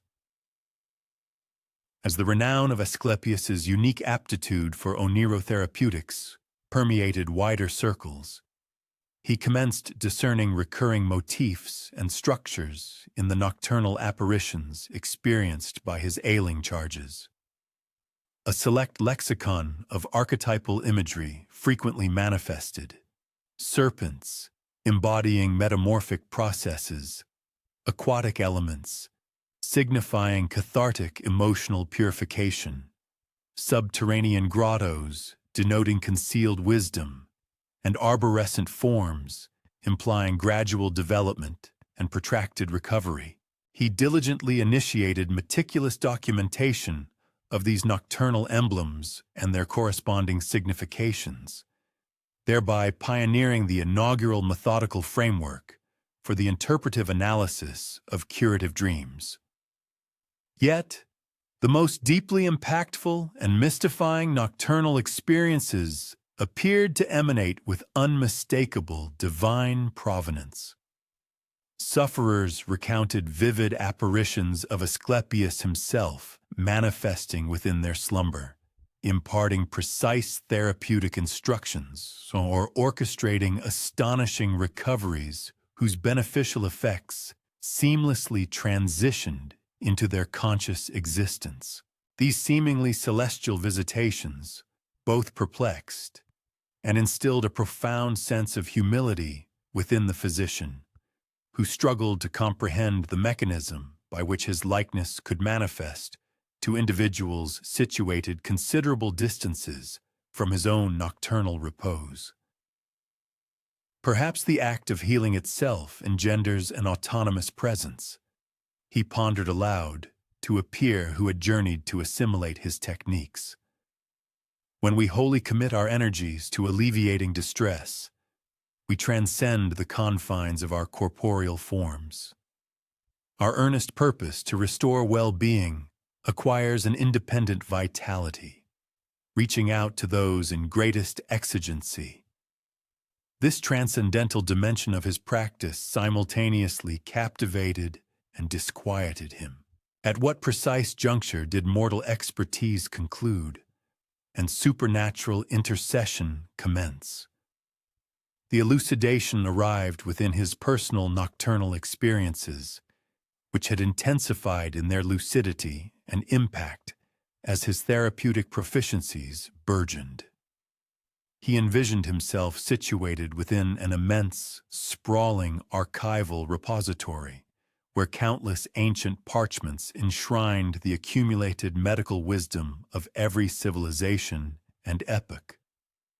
A venerable presence, instantly identifiable as his progenitor, Apollo, materialized, yet devoid of his customary celestial splendor. He presented instead as a seasoned, aged practitioner whose hands were marked by the hardened skin of decades dedicated to the succor of humanity. Chiku, you are preoccupied with the genesis of your extraordinary endowments, the dream Apollo said gently. Yet healing itself constitutes the fundamental wellspring. Each instance of pain alleviation connects you to the identical fount that nourishes all empathetic concern. The deities do not possess healing. Rather, we are its devoted custodians, mirroring your own dedication. This profound dream bestowed upon Asclepius the serenity he had so earnestly pursued, granting him the ultimate realization that his capacities originated from an essence transcending both supernatural might and human dexterity. Fortified by this profound revelation, Asclepius commenced instructing his fellow practitioners on the methodology for engaging with the nocturnal narratives of their charges. He meticulously demonstrated the cultivation of optimal environments conducive to restorative healing slumber, elucidating techniques for deciphering frequently encountered oniric motifs, and guiding them in facilitating patients' comprehension of the intricate nexus between their subconscious imagery and their physical afflictions. Dreams, he articulated, serve as epistolary communications penned by the corporeal self to the ethereal spirit. Our professional duty is to assist individuals in perusing their personalized missives. This innovative methodology disseminated widely across the Hellenic lands, culminating in its institutionalization within the hallowed sanctuaries that would subsequently bear Asclepius's distinguished appellation. Devotees and sufferers alike would undertake extensive pilgrimages, traversing vast distances to repose in consecrated inner sanctums, where therapeutic dreams were reputedly bestowed upon those who presented themselves with appropriate ritual readiness and genuine spiritual yearning. Nonetheless, the bedrock upon which all these venerable customs were erected resided in those formative epochs, when a nascent healer initially mastered the art of heeding the subtle lexicon of slumber. As this narrative journey into the realm of onirotherapy nears its conclusion, an individual might find themselves contemplating the intricacies of their personal nocturnal visions and the potential communications they might convey. Asclepius discovered that the quiescent intellect frequently apprehends resolutions that remain elusive to conscious awareness, that repose in its essence functions as a potent therapeutic agent, and that genuine restoration occasionally necessitates an immersion into obscurity to ultimately apprehend illumination. Conceivably, upon an individual's transition into slumber, they might recall Asclepius's profound yet gentle insight regarding dreams as conduits. Perhaps they will cultivate an attentiveness to the imagery that graces their repose, seeking the emblematic representations and narratives that their intrinsic healing faculty endeavors to impart. Should the concept of restorative dreams appear excessively esoteric for contemporary sensibilities, it is pertinent to recall that modern scientific inquiry has now substantiated what Asclepius intuitively grasped millennia prior: that slumber constitutes the critical period for somatic regeneration, for the psyche's assimilation of emotional trauma, and for the most pellucid manifestation of the enigmatic interplay between corporeal and spiritual well-being. With the dissemination of reports detailing Asclepius's extraordinary therapeutic prowess throughout the Hellenic world, a truly astonishing phenomenon commenced unfolding. Local populations initiated the construction of sacred precincts consecrated to the art of healing, sites where the empirical medical knowledge acquired from Chiron was seamlessly integrated with the profound spiritual facets of recuperation. These edifices were not conceived as ostentatious tributes to human vanity, but rather as meticulously planned environments where affliction could be transmuted into optimistic expectation.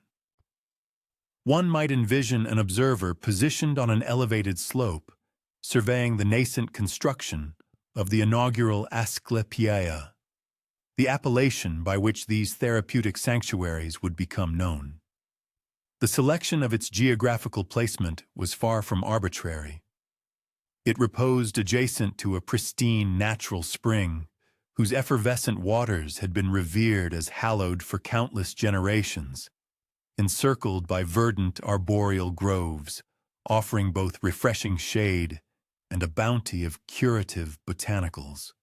The master builders inherently comprehended that optimal recovery flourished most effectively within locales, where the very essence of nature appeared to murmur pledges of rejuvenation. One could observe the meticulous foresight invested in each facet of the sanctuary's architectural blueprint. The principal temple ascended in graceful, stepped elevations, harmonizing with the inherent undulations of the terrain, thereby fashioning environments that exuded an innate, natural sensibility, rather than an artificial imposition. Expansive colonnaded walkways afforded protection from the sun's intensity and inclement weather, simultaneously facilitating the unhindered circulation of salubrious breezes.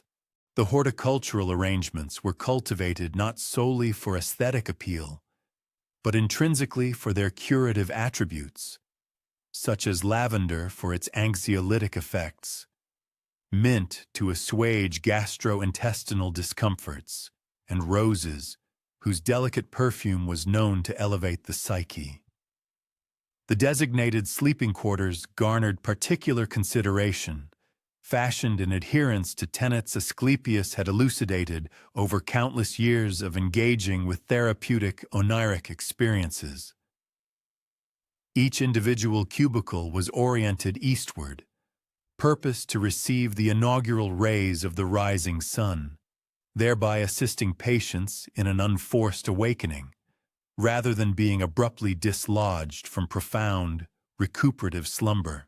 The interior surfaces were adorned with frescoes depicting tranquil sylvan vistas, pastoral fields where ovine flocks grazed serenely, littoral expanses where placid billows caressed sandy shores, and woodland glades where fragmented sunlight permeated through the venerable foliage of ancient trees. Yet, arguably the most groundbreaking architectural element was the centrally situated curvilinear edifice, conceived for what contemporary parlance would term communal therapeutic sessions. Within its confines, ailing individuals converged to articulate their personal narratives, express their anxieties, and voice their aspirations for recovery.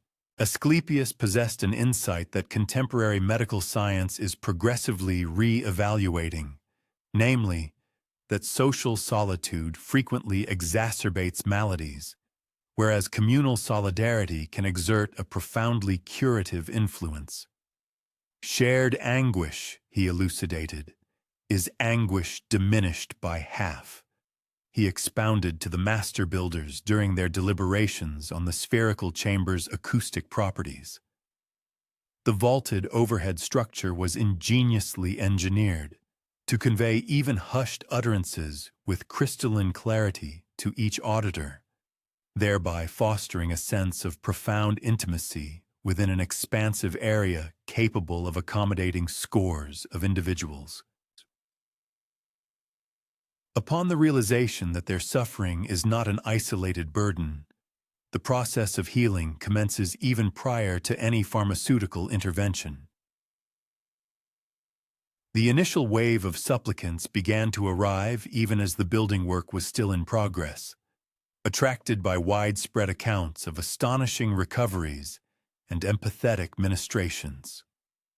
They arrived burdened by their afflictions, as if conveying cumbersome loads, some progressing with arduous, agonizing gaits, while others were transported on palanquins by solicitous kin. A notable characteristic of these pioneering patients was their paradoxical blend of fervent anticipation and inherent distrust. Having frequently sought succor from numerous practitioners previously, they had often been disillusioned by assurances that ultimately proved hollow.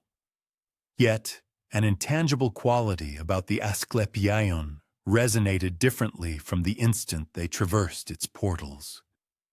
Perhaps it was the serene efficacy of the sacerdotal staff and caregivers who greeted each newcomer with inquiries concerning their well-being, rather than immediate solicitations for remuneration. Or possibly it was the sanctuary's pervasive ambience of tranquil intentionality, where every element, from the strategic positioning of seating to the selection of flora, appeared meticulously orchestrated to foster serenity rather than to flaunt affluence.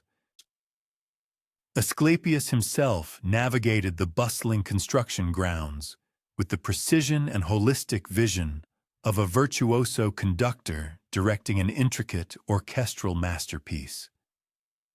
He engaged in detailed deliberations with the stonemasons regarding the specific thermodynamic characteristics of various marble varieties, inquiring into which particular strata would maintain a refreshing coolness during the oppressive summer heat, and conversely, preserve a comforting warmth amidst the biting winter frosts. He held comprehensive discussions with the horticulturists concerning the annual phenological rhythms of therapeutic flora, thereby guaranteeing a continuous supply of potent, verdant botanicals across all seasons. No particularity, however seemingly minor, escaped his meticulous scrutiny, provided it bore any potential impact upon the comprehensive welfare of a patient. One might indeed ponder how knowledge of the sanctuary's existence disseminated throughout the populace in an era devoid of contemporary means of dissemination. The profound answer resided unequivocally within the patients themselves, who, upon their restoration to their respective home communities, invariably transformed into fervent heralds of Asclepian healing. Consider, for instance, a prosperous merchant whose persistent arthritic discomfort vanished entirely after a month's sojourn at the sacred precinct. He would invariably recount to every individual he encountered the extraordinary therapeutic interventions he had received. Similarly, a devoted mother whose child recovered from a debilitating malady would often organize sacred journeys for other families facing analogous crises.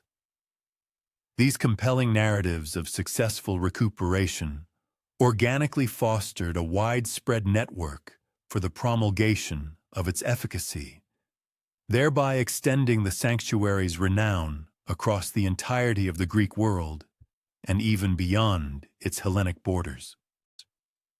Consequently, entreaties began to pour in from far-flung urban centers, petitioning for assistance in founding their particular Asclepia. Asclepius, ever responsive to the needs of the suffering, addressed these appeals by meticulously instructing teams of priests and healers, empowering them to disseminate his therapeutic protocols to new geographical locations. Yet, he steadfastly maintained the imperative for each sacred precinct to be meticulously tailored to its specific environmental context and the unique exigencies of its populace. Healing cannot be churned out in an undifferentiated manner, akin to common earthenware. He is reputed to have admonished a delegation from Athens, who harbored aspirations of constructing a verbatim replication of the original sanctuary. Each community must discern its own distinctive trajectory toward holistic health, just as each individual patient necessitates a personalized remedial approach. This sagacious philosophy ensured that while all Asclepiae adhered to foundational tenets, each developed its own characteristic ethos and specialized competencies. For instance, the hallowed site nestled on the sun-drenched coast of Epidaurus garnered widespread acclaim for its efficacious management of pulmonary afflictions, shrewdly leveraging the invigorating saline currents wafting from the Aegean, which appeared to effectively ameliorate respiratory congestion and facilitate pulmonary clarity. Conversely, the elevated sanctuary situated amidst the majestic peaks of Titharia cultivated a particular expertise in the remediation of traumatic physical impairments and skeletal fractures, harnessing the crisp, unadulterated atmosphere and the therapeutic mineral-rich waters characteristic of its elevated topography to significantly expedite the recuperative process. Meanwhile, the bustling metropolitan Asclepion, nestled within the vibrant heart of Athens, primarily dedicated its efforts to addressing the intricate maladies affecting the psyche and the inner essence, serving a citizenry profoundly beleaguered by the relentless pressures of urban existence and the pervasive disquietude of civic unrest. Nonetheless, irrespective of their unique specializations or geographical distinctions, all Asclepiae were united by a foundational set of indispensable attributes that eloquently articulated their progenitors' profound comprehension of the true mechanisms of healing. They were invariably established upon aesthetically captivating locales, meticulously chosen to cultivate an atmosphere of profound optimism, simply by virtue of being serene environments, conducive to prolonged sojourn and repose. Furthermore, they harmoniously integrated empirically grounded therapeutic interventions with profound spiritual rejuvenation, recognizing implicitly that the corporeal and the ethereal often experienced concurrent affliction, necessitating a unified approach to their restoration. Most crucially, these sanctuaries were organized around the revolutionary tenet that the restorative power of medicine ought to be accessible to all individuals, without prejudice to their societal standing or pecuniary capacity. While affluent supplicants were received with deference, and their substantial benefactions contributed significantly to the sustained viability of the sanctuary, indigent wayfarers were afforded an identical standard of therapeutic excellence. This uncompromisingly egalitarian methodology provoked both intellectual perplexity among certain commentators and vehement indignation amongst those who derived substantial material gain from the prevailing hierarchical divisions within medical practice. Does a fractured osseous structure differentiate between the esteemed patrician and the humble plebeian bearing it? Asclepius is said to have retorted to critics who dared to question his policies. Does a febrile condition acknowledge distinctions of societal standing? Morbidity exerts its humbling dominion indiscriminately upon all. Consequently, the restorative ministrations must be uniformly accessible. This profound philosophy became one of his most enduring legacies bequeathed to the discipline of healing. The seminal idea that the provision of healthcare constitutes a fundamental human necessity, rather than an exclusive perquisite reserved for the affluent stratum of society. As the expansive constellation of Asclepiae burgeoned, they began to fulfill roles transcending the mere alleviation of individual suffering. They evolved into venerated academies of therapeutic instruction, where methodologies were disseminated, rigorously evaluated, and progressively honed. They regularly convened assemblies where practitioners hailing from diverse geographical locales exchanged observations and insights, thereby enriching their collective understanding through mutual experiential learning. They meticulously curated extensive archives of medicinal treatises and comprehensive collections of botanical pharmacopoeia, safeguarding millennia of therapeutic acumen for the benefit of posterity. Moreover, these sanctuaries began to exert a profound transformative effect upon the prevailing cultural perception of health and illness. Prior to the advent of Asclepius, malady was frequently interpreted as a punitive decree from the deities or an inescapable predestination. The Asclepiae, however, unequivocally evinced the susceptibility of numerous afflictions to preclusion through judicious nutritional regimens, consistent physical exertion, and sagacious quotidian decisions. They propagated the notion that the proactive sustainment of well-being held equivalent, if not superior, import to the reactive amelioration of pathology, thereby inaugurating notions of prophylactic healthcare that struck the ancient consciousness as profoundly innovative. One might readily envision the quotidian rhythm within a fully developed Asclepiaean, a serene yet vibrant hum of dedicated endeavor, characteristic of places where profound therapeutic work transpired with an absence of histrionics or undue urgency. With the inaugural blush of dawn, the resonant peal of temple chimes would summon the resident supplicants to devotional rites and structured physical regimens. The daylight hours progressed through meticulously apportioned therapeutic interventions, shared repasts thoughtfully composed to bolster recuperation, didactic colloquia wherein individuals acquired the precepts of self-care and personal well-being, and convivial nocturnal assemblies fostering the exchange of narratives and the cultivation of camaraderie. The very edifices themselves appeared to intrinsically manifest the restorative ethos, their architectural dimensions meticulously adhering to classical mathematical ratios, thereby engendering an inherent, understated concord. Golden solar rays permeated the interior spaces through judiciously placed fenestrations and overhead apertures, delineating an ever-evolving choreography of light and shadow across the hallowed floors. Limpid water coursed through artfully designed conduits and effervescent fountains, offering both pragmatic utility and a pervasive auditory balm that assuaged troubled psyches. As our contemplative journey through the annals of the Asclepiae approaches its denouement, one might discern how these ancient healing temples presciently foreshadowed numerous characteristics intrinsic to contemporary medical institutions and therapeutic facilities.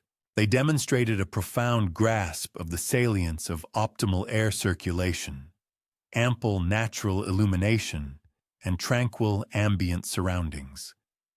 They perceived the intrinsic merit in synergizing empirically based medical interventions with empathetic psychological succor. They were trailblazers in the holistic amalgamation of corporeal and pneumatic restoration, the tenets of which contemporary holistic medicine is progressively re-embracing today. But perhaps their singularly profound innovation was the uncomplicated, yet profound realization that true recuperation flourishes most effectively within supportive communal frameworks of care, places where affliction is confronted with both professional acumen and profound empathy, where optimism is assiduously cultivated in tandem with the organism's inherent ability for self-repair. As one prepares for slumber this evening, one might conjure an image of perambulating through the hallowed precincts of such an ancient sanctuary, experiencing the profound tranquility derived from the awareness that, in some distant epoch, dedicated hands ceaselessly toiled to alleviate suffering and re-establish integrity in fractured existences. One might indeed wonder how a being largely regarded with widespread apprehension and dread ascended to symbolize the sacred discipline of therapeutic intervention. The intrinsic nexus between Asclepius and the Ophidian form illuminates a profound philosophical insight into how the Hellenic civilization conceptualized medicine as an endeavor necessitating a direct confrontation with our most primal anxieties, encompassing the inescapable reality of our finite existence and the serendipitous discovery of sagacity within unforeseen contexts. Envision Asclepius during his nascent professional period, yet to fully unravel the more recondite arcana of healing, surpassing the fundamental tutelage imparted by the sagacious centaur Chiron in the sylvan depths. He found himself summoned urgently to minister to a juvenile victim of a virulent Ophidian envenomation. Notwithstanding his burgeoning renown, this particular exigency instilled within him a profound trepidation. The deleterious puncture had transpired many hours prior, and the tender physique of the infant already evinced unmistakable indicators of the lethal progression of the toxin. Distended integument, arduous respiration, and a pallid epidermal hue unmistakably signaling the gradual recession of vital essence. The distressed kin had exhausted every conceivable traditional remedy within their purview. They had administered topical applications prescribed by indigenous herbalists, proffered fervent supplications at every sacred edifice in their village, and even sought counsel from a prophetic seer who pronounced that solely celestial intercession could preserve their progeny. As they bore the ailing child into Asclepius's presence, their tenuous expectation of amelioration appeared so precariously balanced, poised to disintegrate utterly at the slightest utterance of pessimism. Yet, rather than succumbing to despondency, Asclepius experienced an unanticipated sensation, a profound intellectual inquiry into the precise Ophidian agent responsible for precipitating this dire predicament. His instruction was direct. Indicate the precise locus of the serpent's strike upon her person. The distraught patriarch guided him to an exposed geological formation where his offspring had been engaged in the collection of indigenous fruits. The venomous reptile had long since departed, yet Asclepius meticulously scrutinized the immediate surroundings, observing the botanical composition, the proximity of hydration sources, and the exact coordinates of the assault. His inquiry was pointed. What specific species of serpent inflicted this wound? The paternal recounting corroborated Asclepius's initial hypothesis, a particular variety renowned for its formidable toxicity, yet simultaneously, as per ancient lore, attributed with specific therapeutic virtues. This apparent paradox frequently perplexed numerous practitioners of the healing arts. Asclepius, however, had been deeply contemplating the subtle demarcation separating lethal agent from therapeutic compound. Recalling the profound didacticism of Chiron, who posited that the administered quantity frequently dictated whether a substance wrought detriment or conferred restoration. During the ensuing nocturnal hours, as he maintained a somber vigil beside the child, whose fever raged unabated, Asclepius experienced one of the singularly perspicuous nocturnal visions which had become progressively frequent concomitant with the maturation of his therapeutic faculties. Within this profound phantasm, he beheld a magnificent ophidian creature, its immense form intricately coiled about the venerable bowl of an ancient arboreal sentinel. The serpent's gaze conveyed an unmistakable sagacity, devoid of any malevolent intent, and when it articulated, its resonant tones reverberated with the accumulated erudition of countless epochs. The spectral serpent imparted its message. That which you fail to comprehend, you instinctively apprehend with fear. Yet, I am no adversary. Rather, I embody the very essence of metamorphosis. I represent the inherent capacity to divest oneself of antiquated integument, thereby ushering forth renewed vitality.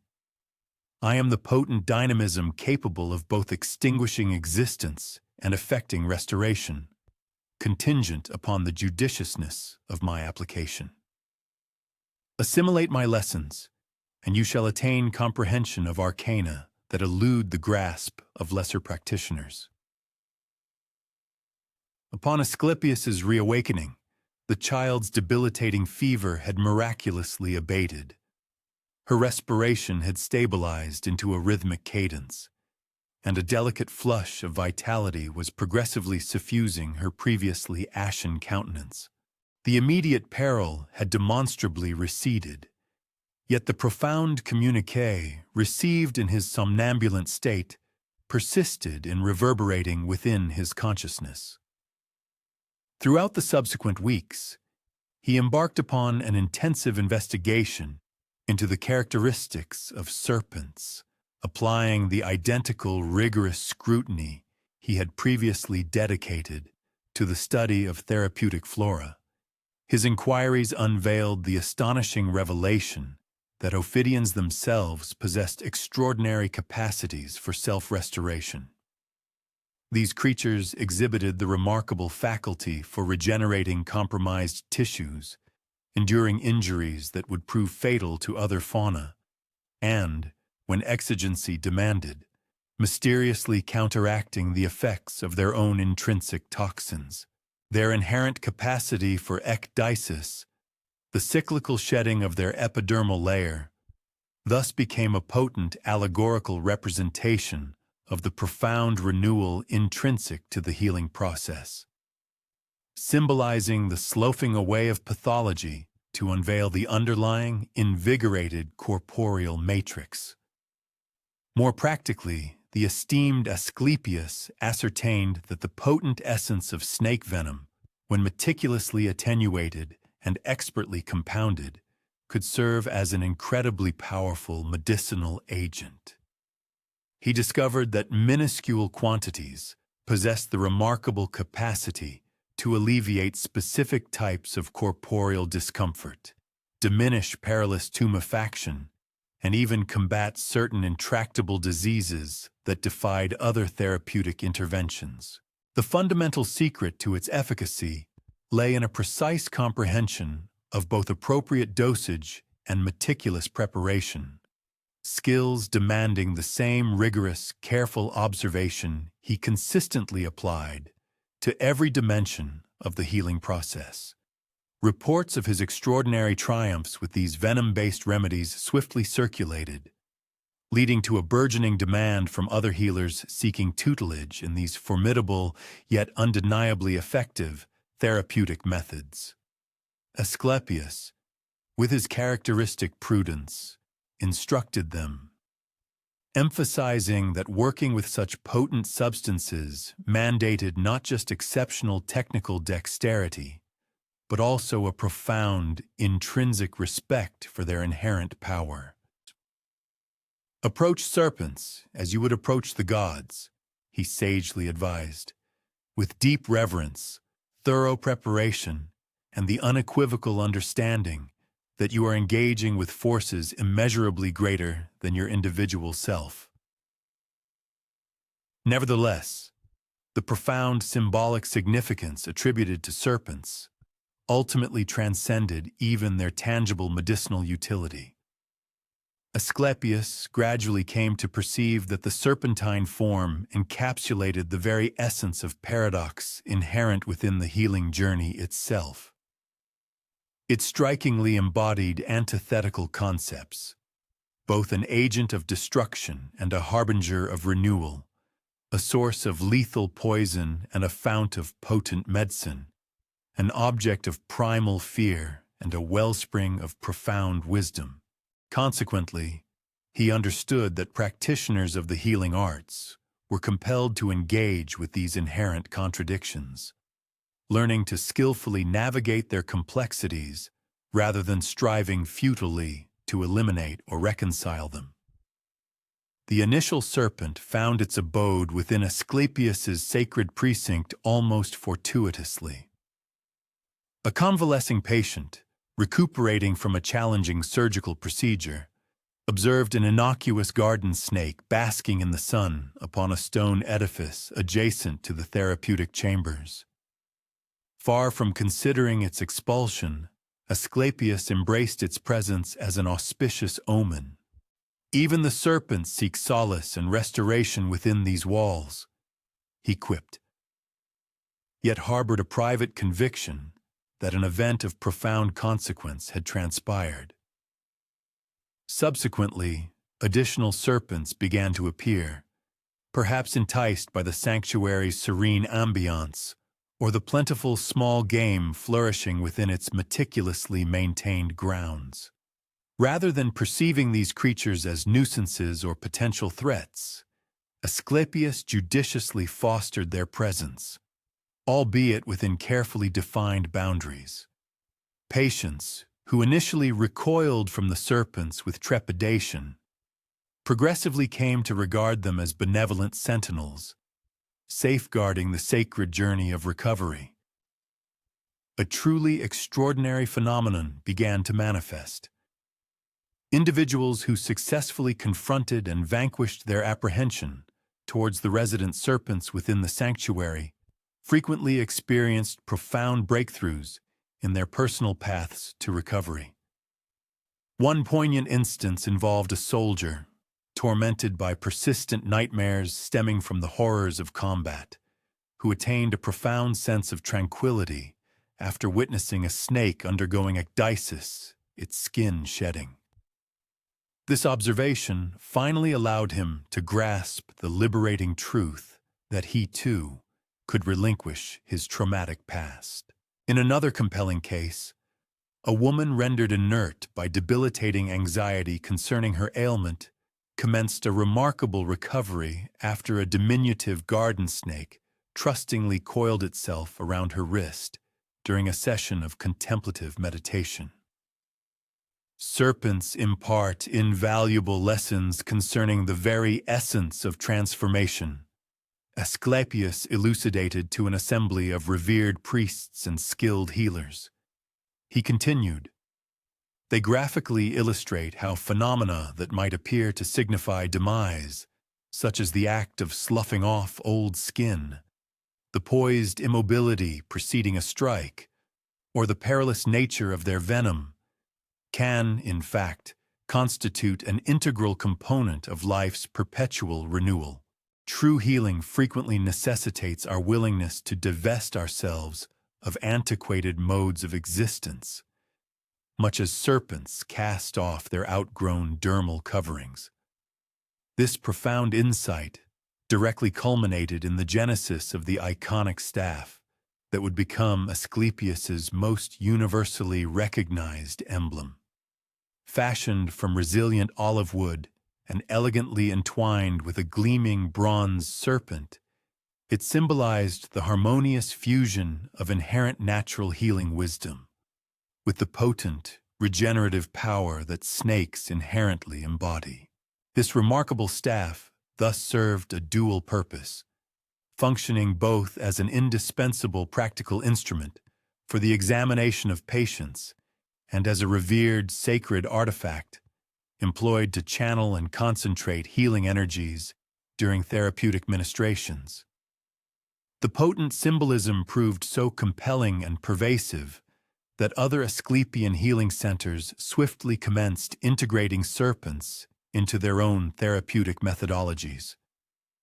Living serpents were meticulously housed in specially designed enclosures, offering patients the unique opportunity to observe their intricate behaviors and draw insightful lessons from their very existence. Furthermore, artistic depictions of serpents proliferated throughout these sacred sanctuaries, manifest in intricate stone carvings, vibrant wall frescoes, and exquisite creations wrought from bronze and other precious metals. Crucially, however, Asclepius consistently ensured that this burgeoning symbolism never eclipsed the tangible, practical exigencies of interacting with actual living serpents. He meticulously trained a cadre of specialized keepers, individuals deeply versed in Ophidian behavior, capable of maintaining these creatures securely and humanely within the sanctuary's confines.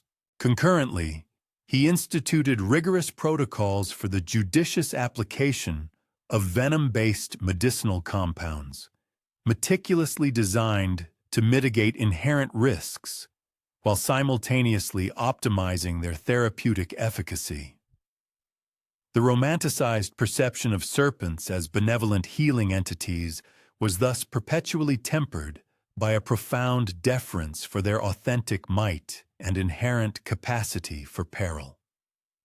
As Asclepius's renown expanded exponentially, individuals commenced recounting vivid dreams in which he manifested, invariably attended by serpents, imparting profound healing insights. These nocturnal visions became so ubiquitous that the iconic staff, intricately entwined with a serpent, solidified its position as the deity's foremost emblem, achieving even greater recognition than his anthropomorphic representation. Patients frequently awoke from these restorative dreams, experiencing the ethereal sensation of benign serpents gliding over their forms, leaving behind pathways of comforting warmth and alleviating relief precisely where discomfort had previously resided. The burgeoning medical profession embraced this serpentine symbol with fervent enthusiasm, intuitively comprehending that it encapsulated the intrinsic essence of medicine's very nature. The healing process, by its inherent design, invariably entails a degree of peril, the hazard of exacerbating existing conditions, the challenge of confronting difficult realities, and the inherent uncertainty of transformation itself. The serpent, therefore, serves as a perpetual memento for healers, reminding them that they engage with formidable powers that demand to be approached with judicious wisdom and profound humility. Many centuries subsequently, as the vast Roman Empire extended its dominion and disseminated Asclepian healing methodologies across the entirety of the then-known world, the potent serpent symbol journeyed alongside them. Its distinctive form materialized ubiquitously on coinage, embellished specialized medical instruments, and adorned the prominent signage of various therapeutic establishments.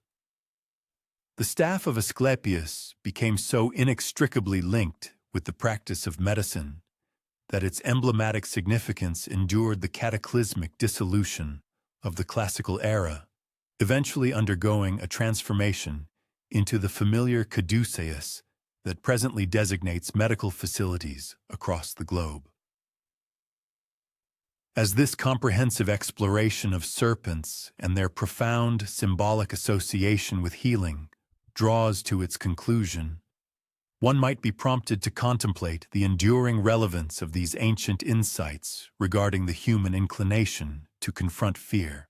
Asclepius, through his discerning observations, recognized that retreating from that which instills apprehension frequently bestows upon it an even greater dominion over the individual. Conversely, he discovered that addressing one's fears with a spirit of deference and profound comprehension possessed the capacity to transmute them into invaluable wellsprings of wisdom. Perhaps a pertinent lesson resides within this philosophy for humanity's own intricate relationship with ailments and the inevitability of mortality. Much like the enigmatic serpents with whom Asclepius cultivated a working alliance, disease and death are not merely adversaries to be vanquished, but rather inherent natural forces capable of imparting profound truths about the intrinsic value and fragility of life and well-being. The various healing professions persistently employ the serpent emblem because it serves as a powerful reminder that the practice of medicine achieves its highest efficacy when it judiciously acknowledges both the inherent perils and the profound transformative potentials woven into the very fabric of the healing journey. Throughout antiquity, water has consistently been revered for its inherent therapeutic capabilities, and it is no coincidence that the revered sanctuaries dedicated to Asclepius were frequently established in close proximity to natural springs. These springs yielded mineral-laden waters that possessed the remarkable capacity to assuage afflictions that often proved resistant to herbal remedies and even surgical interventions. However, the true essence of the curative power embedded within these sacred ablutions extended far beyond mere corporeal purification.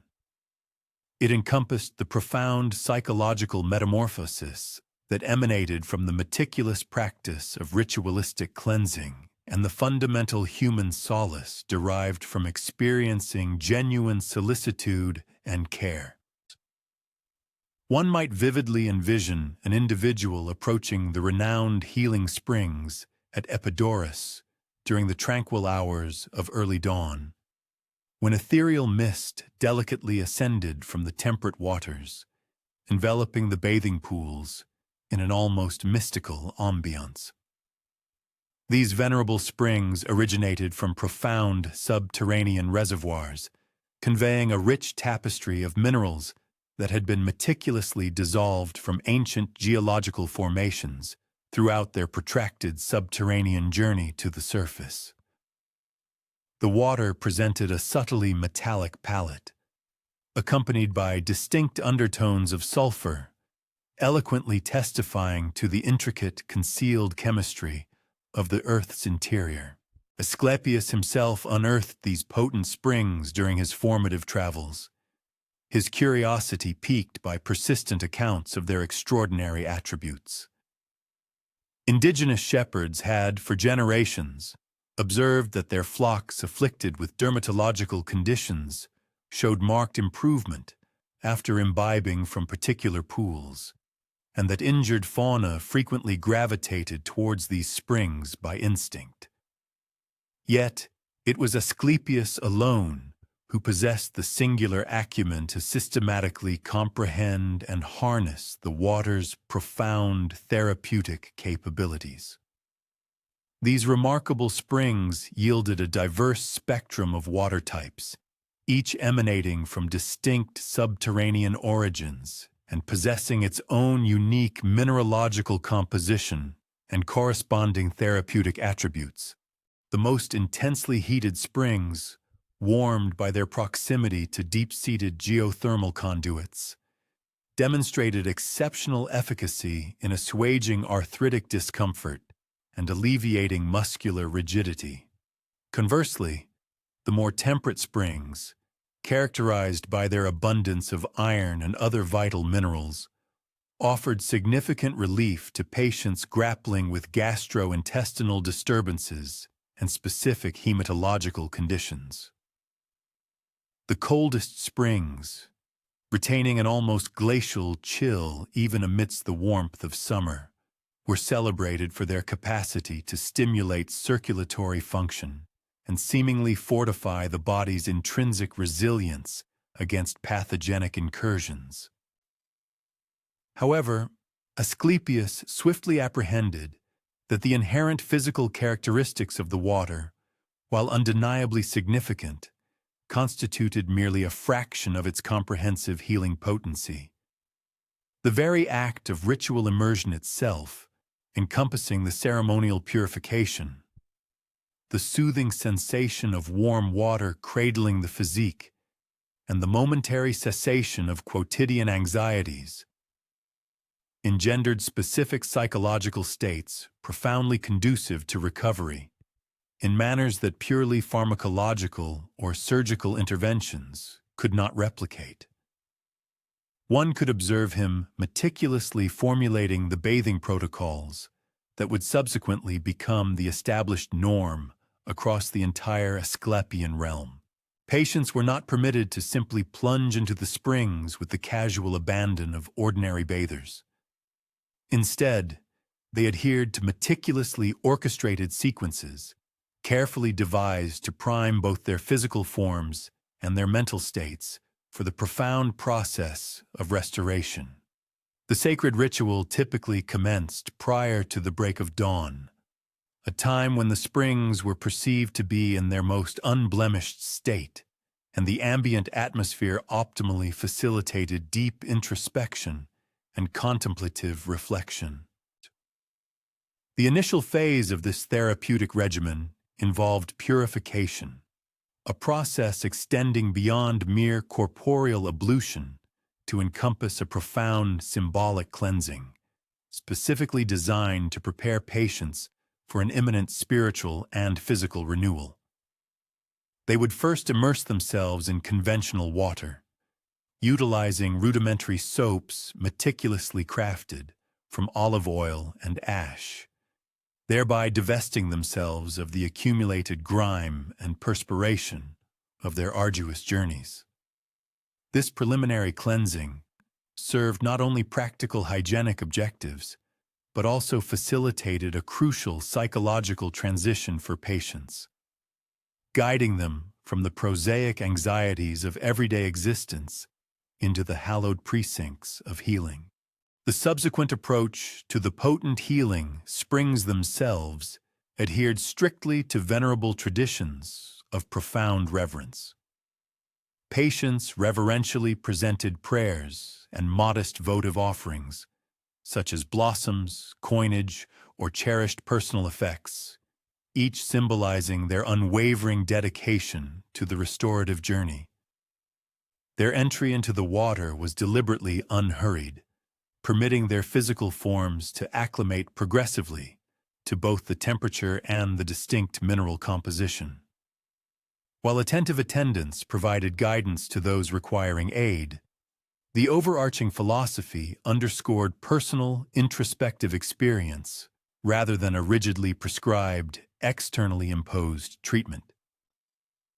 The esteemed healer, Asclepius, frequently imparted a profound wisdom to individuals on the cusp of experiencing their initial therapeutic immersion. He would often articulate the concept that water remembers, explaining its enduring recollection of the profound depths it has traversed, the ancient stones it has caressed, and the clandestine knowledge it has absorbed within the shadows of the earth. He encouraged them, asserting that by immersing themselves in these sacred springs, they would become partakers in that primeval recollection, allowing the water's inherent wisdom to guide their physical forms back to a state of complete restoration and vitality. These restorative springs draw individuals afflicted with ailments that have proven stubbornly resistant to conventional medical interventions. One such visitor is a seasoned soldier whose joints, scarred by ancient injuries, have become so rigid that his mobility is severely compromised. Decades of arduous military service have etched upon his physique a veritable topography of chronic pain and debilitating constraints, conditions that no standard medical regimen has managed to alleviate. Yet, the thermal springs, characterized by their abundant mineral composition and deeply penetrating warmth, gradually commence the intricate process of reinstating pliability to his articulations. which previously appeared irrevocably immobilized. Nevertheless, the soldier's journey toward wellness encompasses more than mere corporeal rejuvenation. While immersed in the soothing warmth, encircled by fellow sufferers who empathize with analogous tribulations, he embarks upon the delicate act of verbalizing past experiences, narratives he had previously been incapable of sharing with either kin or comrades. In this sacred space, the springs transmute into a sanctuary, a confessional where the profound psychological scars of warfare can at last be recognized and confronted. His physical form achieves a newfound suppleness, not solely attributable to the dissolved minerals within the water, but significantly because his inner self finally receives the tacit authorization to unburden itself of the profound emotional strain it had shouldered for an extended duration. Another individual arrives, a woman desperately seeking succor from a persistent dermatological affliction that has tormented her since her early years. The incessant pruritus and inflammatory manifestations have rendered her acutely self-aware and reclusive, severely impeding her capacity to cultivate meaningful relationships or engage completely in the fabric of communal existence. The particular springs, imbued with a high concentration of sulfur, demonstrate considerable efficacy in ameliorating her corporeal manifestations. However, the true metamorphosis transcends the physical, stemming instead from the profound experience of bathing in concert with other women who embrace her unconditionally, devoid of any critical appraisal or aversion. The inherently communal ethos of these therapeutic springs actively subverts established societal norms in manners that prove profoundly beneficial to the healing process. Within the embracing waters, conventional differentiations of social standing, material prosperity, and hierarchical status dissolve into irrelevance. Each participant enters this sanctified space unclothed and exposed, unified by their shared human condition and their collective yearning for restoration.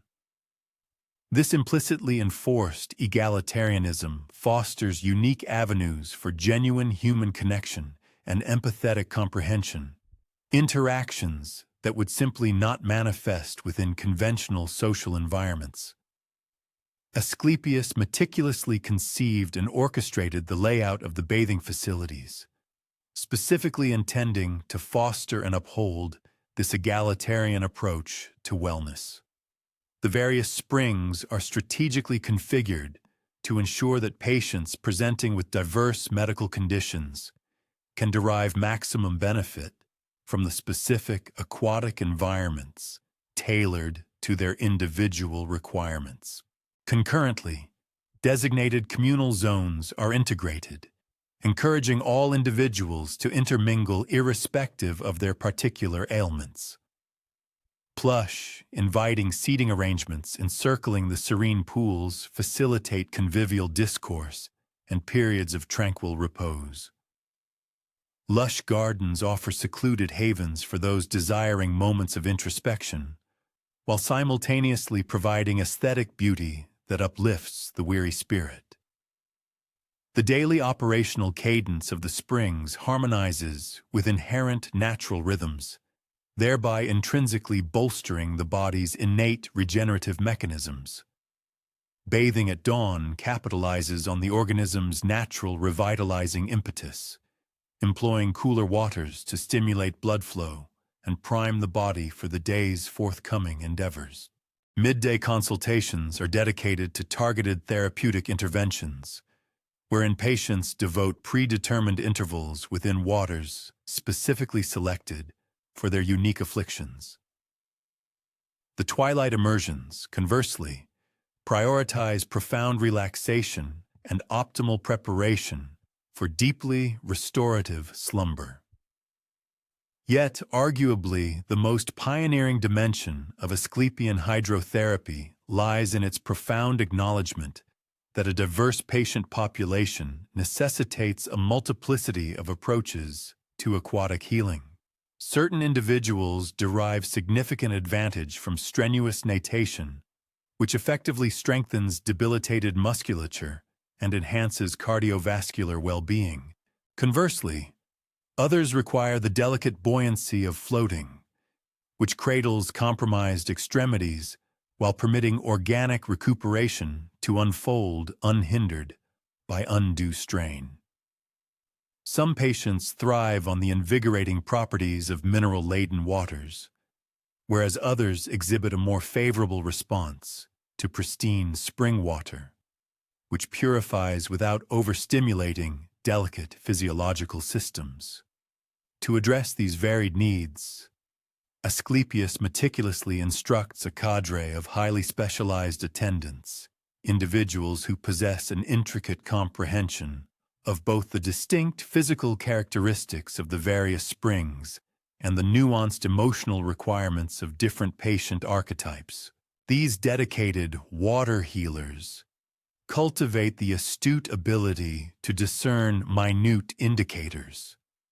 When a patient has assimilated an adequate concentration of mineral elements, when alterations in water temperature might prove advantageous, and precisely when social engagement ought to be fostered, or conversely, when personal solitude should be rigorously honored. During an instructional session with a cohort of these dedicated attendants, Asclepius articulated his philosophy, stating, "Water healing constitutes an art as much as it does a scientific discipline."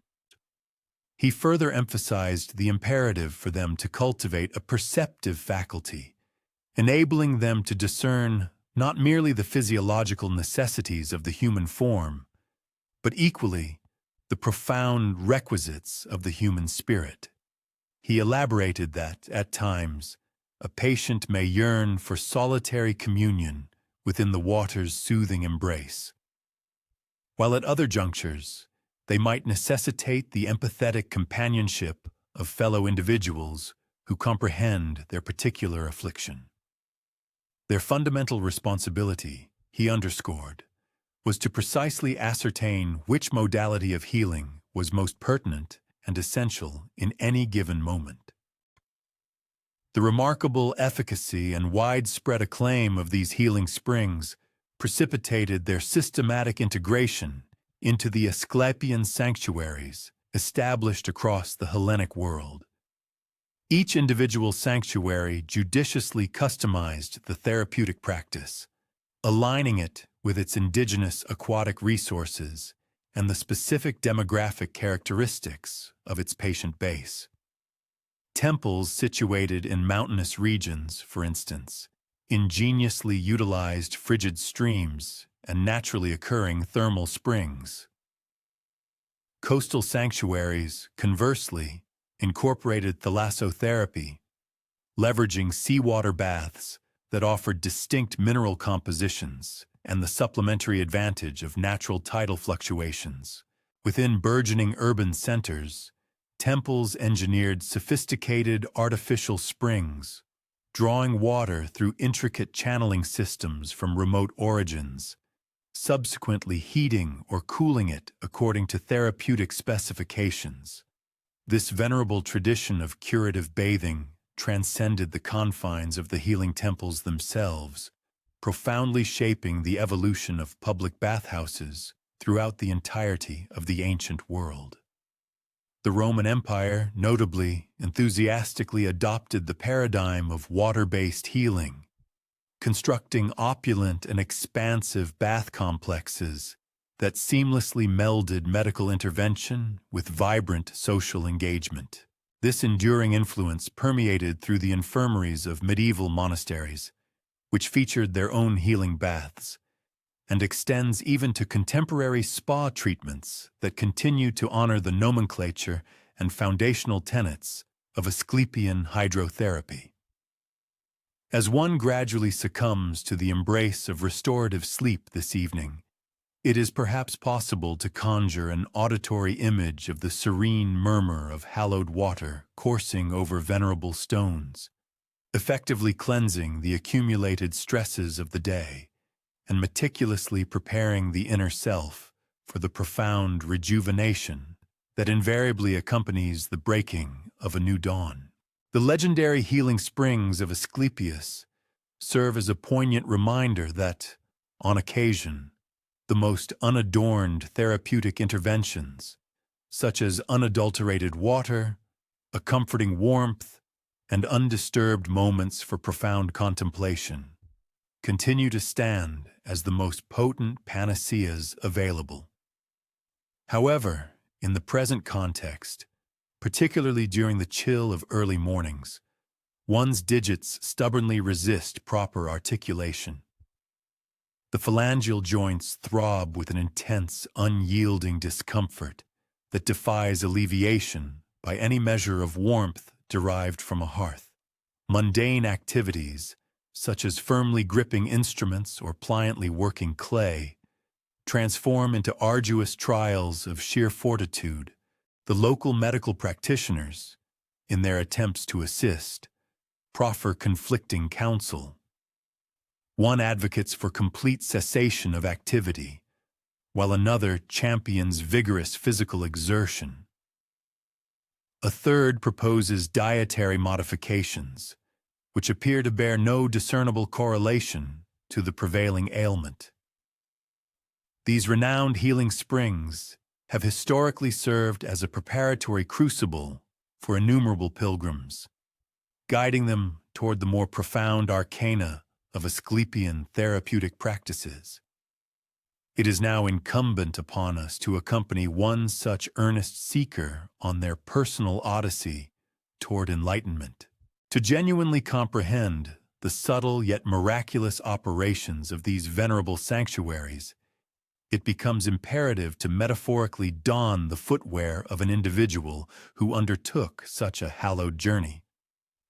This individual was not pursuing instantaneous, dramatic panaceas, but rather harbored a profound aspiration for the incremental metamorphosis that arises from dedicated and patient engagement within a framework transcending mere individual tribulation. Let us now envision Lysander, a skilled ceramist hailing from the bustling city of Corinth, whose dexterous hands have unfortunately developed a debilitating, painful rigidity. This affliction imperils not merely his source of income, but fundamentally challenges his very sense of self. For 3 decades, he has meticulously molded raw clay into exquisite vessels, artifacts that have adorned both the opulent residences of the affluent and the modest kitchens of ordinary households. His hands possess an intimate familiarity with the tactile quality of fertile earth, the exact calibration of force required to elevate vessel walls without catastrophic structural failure, and the delicate caress essential for crafting elegant rims and ergonomic handles that delight both visual perception and manual sensation. The momentous choice to pursue assistance at the closest sacred sanctuary was not reached without considerable internal struggle. The pilgrimage itself would necessitate a 6-day round trip, a significant period of absence from his craft that Lysander could scarcely spare from his precarious livelihood. Furthermore, the sanctuary levied contributions, the affordability of which he regarded with genuine uncertainty. Perhaps the most formidable psychological hurdle was the inherent implication of seeking divine intervention. It felt akin to a tacit concession that his personal endeavors had ultimately proven insufficient, acknowledging a profound need for succor extending beyond the scope of mere mortal proficiency. Of even greater significance, the very act of embarking on this journey afforded him an invaluable period for profound introspection, liberated from the incessant daily demands of his profession and familial obligations. For the initial time in many months, he found himself able to contemplate the nuances of his affliction without the simultaneous burden of anxieties pertaining to outstanding commissions, dissatisfied clientele, or the domestic requirements that were contingent upon his earnings. This newly acquired mental spaciousness proved to be an absolutely pivotal precursor to the therapeutic journey that lay ahead. Ultimately, however, an overwhelming sense of despair superseded any lingering vestiges of personal pride, compelling him to traverse the parched, dusty thoroughfare leading toward the sacred sanctuary. He carried a modest satchel containing ceremonial offerings and sufficient sustenance for an anticipated multi-day sojourn. Unbeknownst to him initially, the pilgrimage itself began to function as an integral component of his recuperation. The act of walking compelled him to articulate his aching hands and arms in novel configurations, thereby stimulating circulation through his rigid joints and progressively ameliorating the constriction of tissues that had become taut from prolonged inactivity. The venerable Asclepian sanctuary slowly came into view as he ascended the summit of a hill on the third day of his arduous journey. Spread out beneath him was an intricate assemblage of structures, thoughtfully positioned amidst natural springheads and verdant groves of hallowed trees. The architectural aesthetic conveyed an impression of enduring solidity and profound tranquility, rather than ostentatious magnificence. Edifices constructed from stone, softened to a gentle gray by the passage of time and elements. Courtyards meticulously paved with polished flagstones, smoothed by the perpetual tread of innumerable devout pilgrims.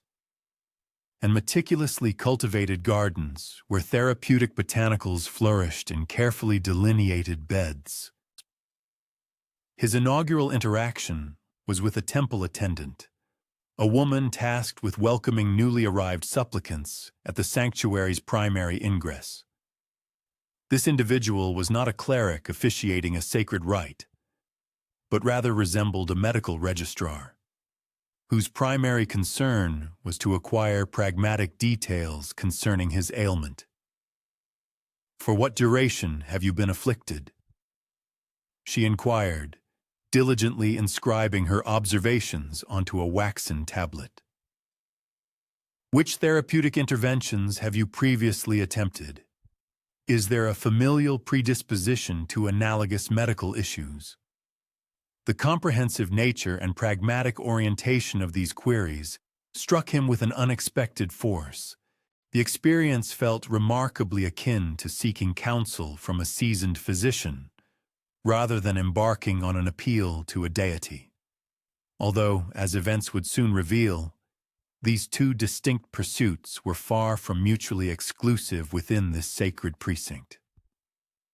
A dedicated attendant meticulously elucidates the sanctuary's established daily regimen, demonstrating the practiced competence of an individual who has shepherded countless supplicants through this very sequence of restorative practices. Initially, one is instructed to immerse oneself in the hallowed waters of the sacred springs, she articulates, gesturing towards an architectural structure from which ethereal plumes of steam ascend gracefully into the crisp, invigorating morning atmosphere. Subsequent to this purifying ablution, pilgrims are expected to present their votive offerings at the venerated altar of Asclepius, followed by a period of contemplative readiness for the impending therapeutic slumber. The divine entity communicates its profound wisdom through a myriad of conduits to diverse individuals. Yet this preparatory phase serves as a crucial foundation, ensuring each person is optimally disposed to apprehend whatever sagacious counsel the deity bestows. However, the tangible physical advantages appear almost insignificant when juxtaposed with the profound psychological resonance derived from receiving care administered with such meticulousness and profound expertise.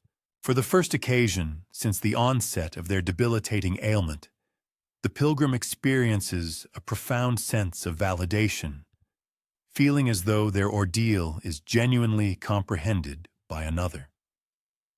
The sanctuary's dedicated attendants have encountered an extensive spectrum of similar afflictions, having observed hundreds of analogous cases. Consequently, they possess an intimate knowledge of precisely which physical motions exacerbate discomfort, which specific postures afford succor, and the most judicious methods for manipulating compromised joints without precipitating any additional distress or exacerbating the existing condition. The elaborate bathing ritual unfolds with a complexity that surpasses initial expectations. Attendants, with their practiced grace, escort the supplicant through a series of distinct pools, each maintained at varying thermal degrees, meticulously elucidating the specific therapeutic attributes inherent in each. The invigorating cool water, they explain, serves to diminish inflammation and alleviate swelling, whereas the soothing warmth of the subsequent baths is designed to induce profound muscular relaxation and enhance systemic blood circulation. In the interlude between these aquatic immersions, skilled hands gently apply aromatic oils, meticulously infused with potent herbs specifically formulated to address the individual's particular ailment. Potent unguents that exude the refreshing fragrances of pine, crisp mint, and a medley of other unfamiliar botanical essences. "Your hands narrate a profound tale," quietly remarks one of the attentive bath attendants, her skilled fingers deftly massaging fragrant oil into the pilgrim's unyielding digits. They have toiled diligently for countless years, meticulously sculpting exquisite beauty from malleable clay. Now, they are called upon to master an entirely distinct form of endeavor, the arduous yet vital task of self-restoration. Her sagacious pronouncements subtly introduce a novel perspective previously unconsidered by the pilgrim. That genuine recuperation might necessitate not merely the alleviation of distressing symptoms, but a fundamental paradigm shift in one's intrinsic connection to their cherished artistic vocation. Asclepius, the benevolent deity of medicine, facilitates restoration through an extensive array of modalities, elucidates the presiding priest, his hands gently positioning the pilgrim's handcrafted vows amidst a collection of other reverent offerings upon the sacred altar. His divine intervention manifests sometimes through vivid, revelatory dreams, at other times through the efficacious medicinal preparations we administer, and occasionally through profound transformations in one's daily existence and professional pursuits. Cultivate an open receptivity to accepting succor, irrespective of the guise it assumes. This counsel, delivered with quiet conviction, ultimately reveals itself to possess a far deeper resonance and philosophical weight than its initial simplicity might suggest. The solemn offering ceremony unfolds during the tranquil late afternoon hours, as the descending sun casts its elongated, slanted beams, transmuting the temple's majestic marble columns into a resplendent golden hue. The pilgrim steps forward to present their heartfelt tributes. A modest, exquisitely crafted vase, a tangible memento fashioned during more auspicious times, a small cache of ancient coins, and a meticulously inscribed prayer, eloquently articulating their fervent aspirations for complete recovery.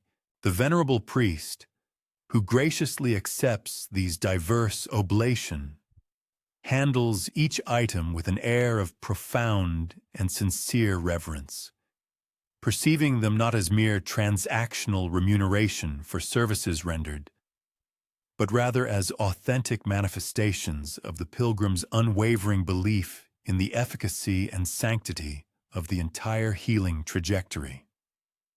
The pilgrim finds themselves seated adjacent to a woman whose persistent, debilitating headaches have compelled her pilgrimage from the venerable, distant city of Athens, and directly opposite a youthful warrior whose grievous battle scars stubbornly resist proper cicatrization, while their specific medical afflictions diverge significantly from the pilgrim's own. Their shared odyssey of seeking amelioration, a potent amalgam of fervent hope and profound desperation, coupled with a progressively burgeoning openness to embrace therapeutic methodologies they might once have summarily rejected, perfectly reflects and resonates with the pilgrim's personal quest for restoration. The evening repast, thoughtfully prepared and presented to the assembled pilgrims, represents a harmonious fusion of essential nutrition and targeted therapeutic benefit. The fare, though unpretentious in its presentation, is meticulously curated. Succulent fish, abundant in beneficial oils renowned for their anti-inflammatory efficacy, an assortment of verdant vegetables, specifically chosen for their inherent restorative qualities, and wholesome bread, baked from robust grains engineered to deliver sustained vital energy without occasioning any undue digestive strain. Of even greater consequence, the convivial atmosphere of communal dining affords invaluable opportunities for pilgrims to engage with fellow seekers, whose shared narratives of struggle and resilience offer both profound solace and illuminating guidance. I have undertaken this sacred journey on 3 separate occasions, confides an venerable merchant, whose persistent gastric disturbances have afflicted him relentlessly for numerous years. My inaugural sojourn provided tangible relief for my corporeal being.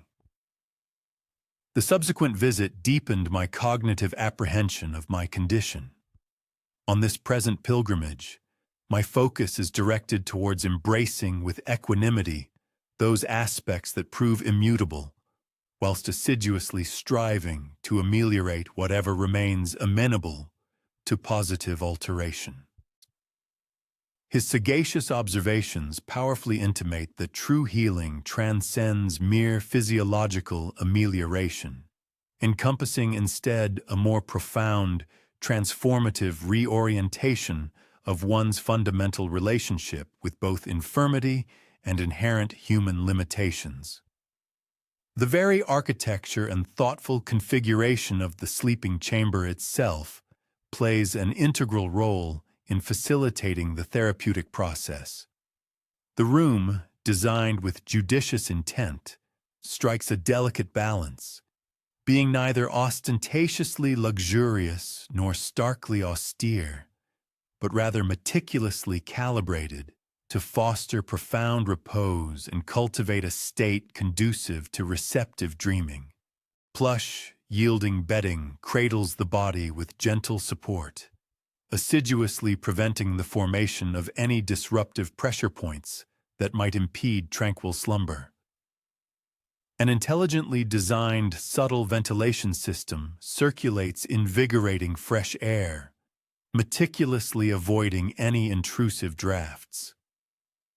Discreet, subdued illumination permits unobtrusive movement within the space, bypassing the jarring impact of harsh brilliance, while the omnipresent, soothing cadence of flowing water orchestrates a natural, hypnotic rhythm that profoundly encourages the onset of deep, restorative rest.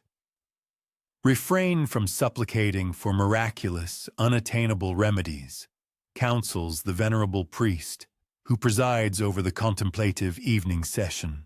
So instead, direct your earnest entreaties towards the acquisition of profound comprehension. What invaluable lessons does your present condition endeavor to impart to you? In what innovative ways might you collaborate harmoniously with your inherent limitations, rather than merely engaging in a futile struggle against them? Which transformative adjustments within the fabric of your daily existence could actively foster and sustain your journey towards holistic recuperation? These incisive, probing inquiries deftly reorient the pilgrim's perspective, steering their focus away from a yearning for instantaneous, magical resolutions and towards an enlightened embrace of enduring wisdom. The meticulous preparation preceding the therapeutic slumber commences immediately following the evening meal, encompassing a comprehensive regimen of instruction and specialized techniques designed to cultivate and encourage profoundly meaningful dreams. This structured approach is by no means a mystical or esoteric ritual, but rather a body of eminently practical guidance, meticulously distilled from centuries of assiduous observation regarding the precise conditions that optimally foster the most restorative and insightful visions. Pilgrims are initiated into specific breathing exercises, expertly crafted to assuage anxious ruminations, alongside potent meditation techniques intended to quell incessant mental chatter, and sophisticated methods for artfully framing inquiries that empower the unconscious mind to effectively process complex dilemmas during the profound depths of sleep. The ensuing days within the sanctuary's embrace present a compelling synthesis of pragmatic therapeutic interventions and profound spiritual introspection. Each morning commences with a series of meticulously tailored physical exercises, specifically conceived to address the pilgrim's unique physiological condition, aiding in the preservation of suppleness while simultaneously augmenting muscular fortitude and providing essential support. These bodily movements, characterized by their gentle yet resolute intent, possess an elegant fluidity reminiscent more of a choreographed dance than a conventional medical regimen. Afternoon sessions are dedicated to the acquisition of novel methodologies for engaging with clay, innovative techniques carefully adapted to embrace and utilize the pilgrim's altered capabilities, rather than engaging in a frustrating struggle against them. The inaugural night within the sacred precincts ushers in a series of dreams, yet these are not the dramatic, overt divine visitations that the pilgrim, in their subconscious anticipation, might have partially expected. Instead, the nocturnal visions transport them to their familiar workshop. However, it is not the constricted, anxiety-laden space it has recently devolved into, but rather the cherished sanctuary it represented in earlier epochs, during the nascent period when the pilgrim first truly mastered their artistic craft. Within this vivid dreamscape, their hands execute movements with an effortless, fluid grace, meticulously shaping malleable clay into exquisite forms that appear to spontaneously manifest from the very essence of the earth itself. 1. Upon awakening from their slumber, the pilgrim meticulously recounts the details of their profound dream to one of the sanctuary's attentive priests, who then sagaciously assists in the exploration of its multifaceted potential interpretations. Perchance Asclepius is gently prompting you to recall the profound joy and serene satisfaction you once derived from your creative endeavors. He thoughtfully proposes. True restoration may encompass not merely the physical rehabilitation of your hands, but equally the rediscovery of that tranquil mental state which intrinsically supported your most exceptional artistry and craftsmanship. Yet, arguably, the most profoundly transformative dimension of the pilgrim's sojourn emerges from the intimate observation of their fellow supplicants as they navigate the intricate pathways of their individual healing journeys. The pilgrim bears witness to exhilarating moments of profound breakthrough juxtaposed with periods of palpable discouragement, to instances of dramatic, visible amelioration alongside subtle, incremental shifts that over time coalesce into substantial and meaningful change. Crucially, they apprehend the profound truth that the trajectory of healing seldom aligns precisely with anyone's preconceived initial expectations, yet frequently surpasses them in unforeseen and remarkably enriching capacities.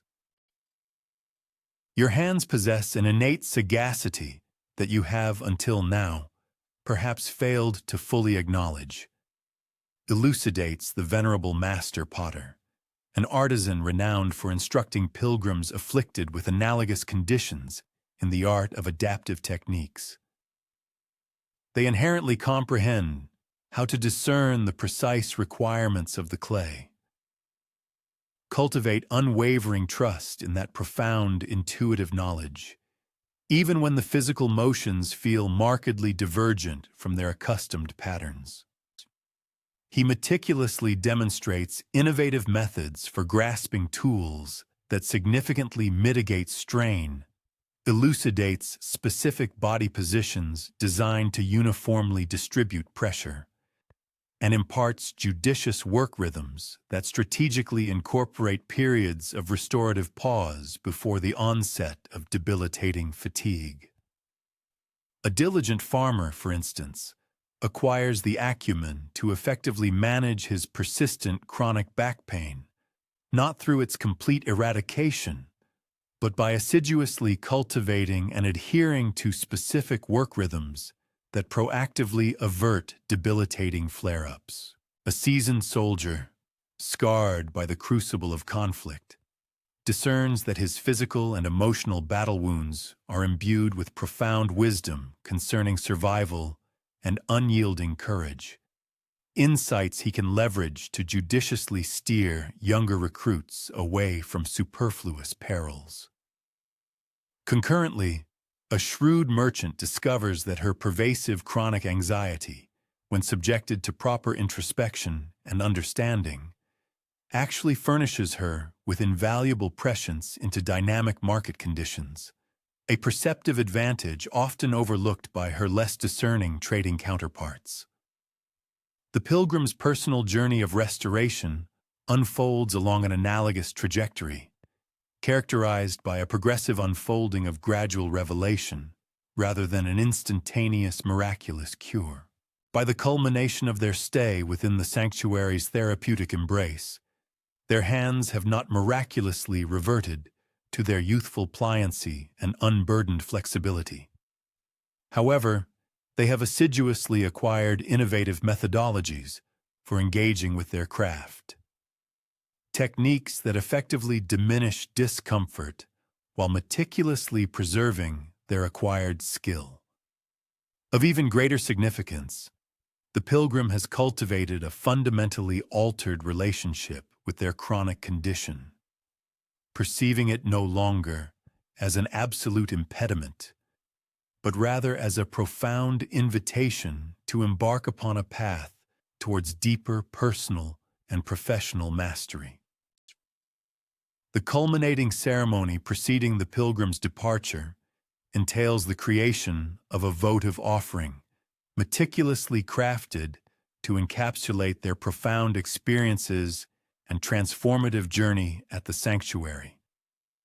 In stark contrast to the fervent, hopeful supplications presented upon their initial arrival, this inscribed tablet serves to document a deep sense of gratitude for specific, tangible insights gleaned and demonstrable improvements achieved. I journeyed here in pursuit of the restoration of my former capabilities. The pilgrim pens with newfound clarity. I depart enriched with superior ones. As the pilgrim commences their departure from the venerated Asclepian sanctuary, retracing the familiar thoroughfare that had guided their arrival mere days prior. They bear within them considerably more than a mere repertoire of practical techniques for managing their physical condition. They have profoundly internalized a comprehensive paradigm for confronting life's inherent difficulties, a model that seamlessly integrates judicious rational treatment with an expansive spiritual receptivity, harmonizes dedicated individual endeavor with invaluable communal reinforcement, and balances a pragmatic acceptance of inherent limitations with an unwavering, persistent commitment towards continuous amelioration. The contemplative return journey itself affords ample opportunity to meticulously integrate these newly acquired, profound insights into the rhythm and fabric of their quotidian existence. Upon returning to their accustomed environment, the pilgrim diligently practices the therapeutic exercises meticulously acquired at the sanctuary, enthusiastically experiments with the innovative techniques for sculpting with clay, and progressively institutes thoughtful modifications within their workshop routines. Adjustments specifically designed to foster enduring long-term well-being, rather than merely prioritizing transient short-term output. The profound process of healing thus gracefully persists within the familiar confines of home. Now, however, the pilgrim possesses the essential knowledge and empowered agency to actively engage in its ongoing unfoldment. The most striking characteristic of the pilgrim's journey was its profoundly unremarkable nature. Even within a hallowed precinct consecrated to supernatural restoration, the genuine wonder did not manifest as sudden, spectacular intervention.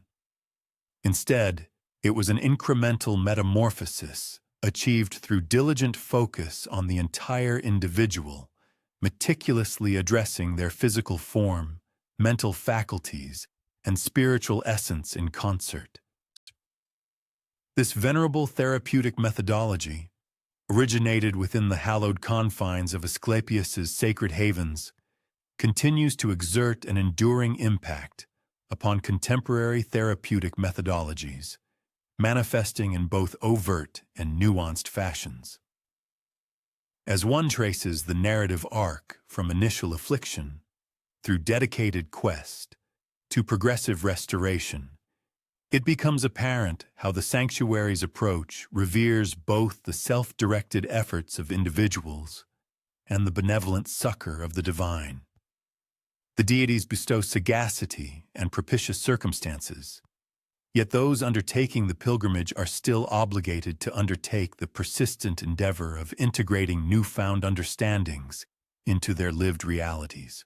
The process of recuperation thus emerges as a synergistic partnership uniting terrestrial exertion and celestial beneficence, individually inadequate, yet collectively potent enough to engender a metamorphosis unattainable by either force in isolation. One might envision traversing the venerable remnants of Epidaurus, the preeminent among all Asclepian sacred sites, where countless votive stelae once adorned the edifice's sacred partitions, while the majority have succumbed to the ravages of antiquity and the rapacity of plunderers. A sufficient number endured to afford insights into the existences of individuals who discovered within these grounds a unique solace unattainable elsewhere. Not solely corporeal amelioration, but a profound resurgence of optimism and existential meaning, rekindling the very essence of worthwhile existence. The subtle metamorphosis experienced by myriad supplicants, akin to Lysander, finds its most lasting manifestation in the lithic stelae bequeathed by appreciative recipients of care within Asclepius's temples. These inscriptions, polished by the relentless erosion of millennia and the gentle caress of devotion, safeguard not merely singular narratives of recuperation, but a communal attestation to the operational principles of antique therapeutic practices. its understated marvels, achieved through perseverance, sagacity, and meticulous consideration of the entire human being. The very fabric of the tablets themselves discloses as profound insights into archaic therapeutic methods as the epigraphs incised upon their faces. Fashioned from indigenous lithic materials, they comprised lustrous marble when philanthropic patrons possessed the means, but more frequently from unpretentious limestone, or even lignum, which has, over vast epochs, disintegrated into particulate matter. The epigraphy spans a spectrum from intricate literary constructs meticulously fashioned by erudite scribes, to unadorned, sincere declarations etched by the patients themselves, employing whatever artisanal proficiency they commanded. Ambrosia of Athens, whose visual faculty had been obscured by the opaque film of cataracts, underwent incubation within the sacred precinct and was granted a revelatory dream. It seemed to her that the god approached and opened her eyes with his fingers. When dawn came, she could see clearly. This inscription, unearthed in disparate shards and meticulously reassembled, serves as an emblem for countless analogous attestations of recuperation that interwove tangible medical intervention with phenomena that elude straightforward rationalization. A separate epigraph recounts the experience of Aristo of Troezen, who had endured a state of gestation spanning 5 years without successful parturition. After undergoing incubation within the sacred precinct, she dreamed that a snake touched her belly, and within a year she bore a son. Contemporary medical science posits that this particular instance likely entailed a manifestation of pseudocyesis, or an underlying gynecological affliction, which demonstrably yielded to the synergistic blend of corporeal therapy and mental succor inherent in the sanctuary's comprehensive methodology. One might observe the distinct divergence of these venerable medical chronicles from present-day clinical analyses, particularly in their characteristic amalgamation of empirical observation with sacred exegesis. The account detailing Ambrosia's ocular operation, which, despite its mythological phrasing, almost unequivocally represents a surgical procedure for cataracts, incorporates specific elements indicative of authentic medical intervention, all while preserving the devout tenor befitting a context of sacred restoration. Hermodocos of Lampsacus was afflicted by corporeal paralysis. When he underwent incubation within the sacred precinct, the deity effected his recuperation and enjoined him to transport the most colossal stone he could manage to the temple as a votive tribute. The individual duly conveyed the megalith, which presently reposes before the sacred edifice. This stone still exists. A prodigious monolith that would present a considerable exertion even for an unailing individual to dislodge, serving as an enduring attestation to a recuperation that reinstated not merely kinetic faculty, but also vigor and self-assurance. The epigraphic records disclose that Asclepian therapeutic modalities operated as profoundly through psychological metamorphosis as through corporeal intervention. Numerous stelae delineate afflictions that, in contemporary understanding, would be classified as psychosomatic in nature, manifesting authentic physiological symptoms stemming from profound emotional or spiritual perturbation, which proved intractable to conventional medical approaches in isolation.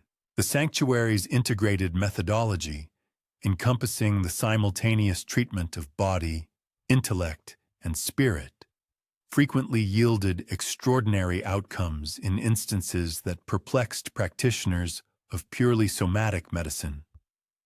However, not every inscription recounts instances of instantaneous, dramatic recuperation. A significant number document more nuanced metamorphoses that, despite their subtlety, fundamentally reoriented individual existences. Gorgias, the artisan of ceramics, arrived with manual dexterity so compromised by rigidity that he could no longer manipulate clay. Through the deity's sagacious direction, he assimilated innovative methods for crafting receptacles, thereby acknowledging both his physical constraints and his inherent craftsmanship. He departed imbued with gratitude, not for the restoration of his former manual capabilities, but for the profound sagacity to effectively utilize the hands he currently possessed. The tablets additionally safeguard indications of the sanctuary's discerning comprehension of what is presently designated as the placebo phenomenon, the restorative efficacy of optimism and anticipation when bolstered by authentic solicitude and focused engagement. Sostrita of Pherae, afflicted by an infestation of parasitic ailments, underwent incubation within the sacred precinct and dreamt that the divine progeny extracted the noxious organisms from her abdomen. Upon awakening, she discovered herself to be entirely recuperated.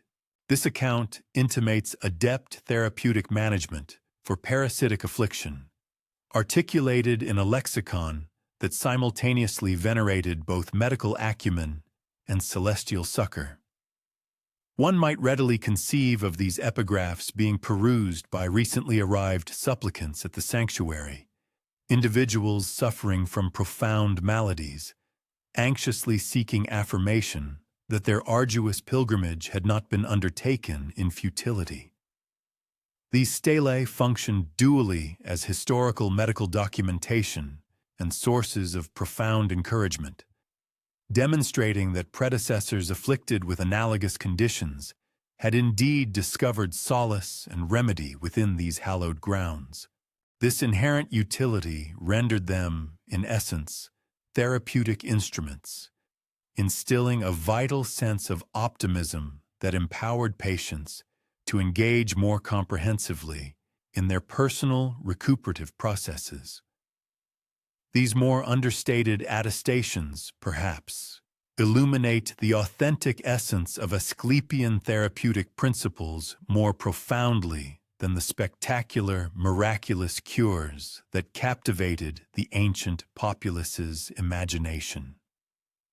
The sanctuary's methodology acknowledged that recuperation does not invariably signify a complete reversion to prior states of robust health, but instead involved discovering effective strategies to experience a fulfilling existence despite any enduring constraints. Such an enlightened philosophy extended solace to patients whose afflictions defied absolute eradication, yet could be navigated with inherent dignity and a renewed sense of direction. Certain epigraphs unveil the sanctuary's resolute inclination to undertake therapeutic interventions for maladies that other medical practitioners had deemed utterly intractable. Alus arrived, sightless and solitary, guided solely by his canine companion. The god restored his sight, and he departed with joy, no longer needing his faithful companion's guidance. The unadorned, pragmatic tone of the narrative implies that addressing ocular impairment, though undeniably arduous, was not regarded as an insurmountable endeavor within the confines of Epidaurus. The sheer heterogeneity of afflictions documented within the stelae unequivocally illustrates the expansive purview of Asclepian medical practice.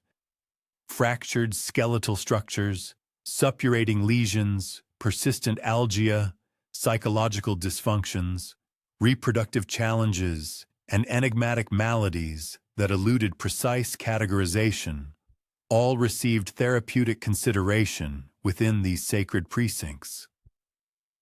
Such comprehensive coverage intimates a therapeutic paradigm that regarded every manifestation of human suffering as deserving of meticulous scrutiny and the prospect of amelioration. Pandora of Thessaly presented her daughter, a child who had remained mute since her earliest years. After 3 nights in the sanctuary, the child called out in her sleep, and from that day forward, she spoke normally. Cases like this subtly intimate the sanctuary's profound comprehension of psychological distress and its somatic expressions, employing methods that would not appear incongruous within the framework of contemporary therapeutic practices. Archaeological findings indicate that numerous patients protracted their sojourns within the sacred precincts for considerable durations, thereby fostering transient fellowships of individuals coalesced by their collective pursuit of recuperation. The epigraphs occasionally allude to these interpersonal bonds. Ano of Aegina, for instance, expresses gratitude not solely to the deity, but also to her fellow pilgrims, whose companionship rendered the protracted journey toward wellness more tolerable. The inherent therapeutic merit derived from shared tribulations with others confronting analogous adversities thus introduced a supplementary facet to the entire recuperative trajectory. Furthermore, the epigraphic records illuminate the fundamentally egalitarian character of Asclepian therapeutic practices. Individuals of affluent and impoverished means, those in bondage and those enjoying liberty, foreign residents and native citizens alike, all bequeathed expressions of profound gratitude. Nicariba, a slave woman of Mycen, dreamed that the god removed the growth from her neck. Her mistress, witnessing the miraculous cure, granted her freedom and dedicated this tablet. The process of recuperation thus surmounted societal demarcations in a manner rarely accomplished by other venerable establishments of antiquity. Arguably, the most profoundly affecting epigraphs are those that chronicle not merely corporeal amelioration, but also profound spiritual metamorphosis. Antiphanes arrived consumed by despondency, having endured the tragic loss of his kin to pestilence and the devastation of his agricultural lands to prolonged aridity. Within these hallowed grounds, he discovered not the restitution of his former losses, but rather the intrinsic fortitude to construct a nascent existence from the fragments that endured. These poignant attestations imply that the sanctuaries functioned as rudimentary centers for psychological guidance, where individuals could engage in the profound processing of sorrow and traumatic experiences, thereby empowering them to persevere in life with renewed intention. Certain ancient stone tablets meticulously document scenarios where the recuperative journey necessitated numerous consultations spanning an extended period of years. For example, Aristion of Halai is depicted making his 3rd pilgrimage, each successive visit to the sacred precinct fostering a more profound comprehension of his ailment and enhancing his proficiency in its day-to-day management. His votive offering, therefore, commemorates not the ultimate culmination of a cure, but rather the auspicious commencement of a protracted path towards wellness. Such poignant inscriptions eloquently underscore a pragmatic foresight regarding healing, portraying it as a continuous, evolving endeavor, rather than a singular, instantaneous, or dramatically conclusive occurrence. The lexicon employed within these engraved messages frequently mirrors the authentic expressions of the sufferers themselves, diverging notably from the more rigid and formalized parlance often associated with religious rites. I arrived here clinging to the precipice of life and depart imbued with a renewed vigor to embrace existence, eloquently declares one particularly thankful supplicant. The unvarnished clarity and forthrightness inherent in such declarations possess a persuasive power far exceeding that which intricate theological dissertations might ever hope to impart. These individuals, it becomes clear, are not engaged in the articulation of esoteric spiritual tenets, but rather in the vivid portrayal of tangible transformations experienced within the fabric of their everyday lives. Contemporary academics, meticulously examining the extant epigraphic records, have discerned recurring motifs indicative of systematic methodologies tailored to various categories of afflictions. For instance, therapeutic oniromancy, or dream healing, was prominently advocated for psychological disturbances. Direct surgical procedures were prescribed for acute physical trauma. Modifications to diet and daily habits were recommended for persistent, long-term ailments. And profound spiritual guidance was offered for moments of profound existential disquiet. These invaluable stone records thus unveil a healthcare paradigm sufficiently advanced to meticulously align curative strategies with individual requirements, thereby eschewing the simplistic application of generic, universal remedies. Euphrates, a valiant soldier, initially perceived his grievous injuries as ignominious emblems of timidity.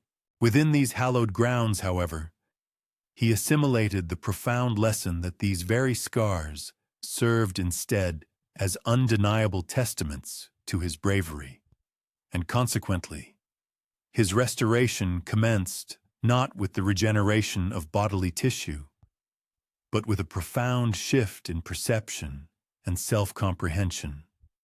Such compelling inscriptions illuminate the sanctuary's sophisticated methodology for addressing trauma, a methodology that remarkably prefigures contemporary insights into the critical role of meaning-making in facilitating recuperation from both corporeal and psychological afflictions. In a particularly striking testament to the sanctuary's expansive philosophy, certain epigraphic records chronicle instances where individuals secured therapeutic benefits, not for their own maladies, but on behalf of cherished kin who were physically unable to undertake the pilgrimage. Xenophon, for example, experienced a divine vision concerning a remedy for his son's congenital lameness, and subsequently journeyed back to his household to implement the divine instructions he had received.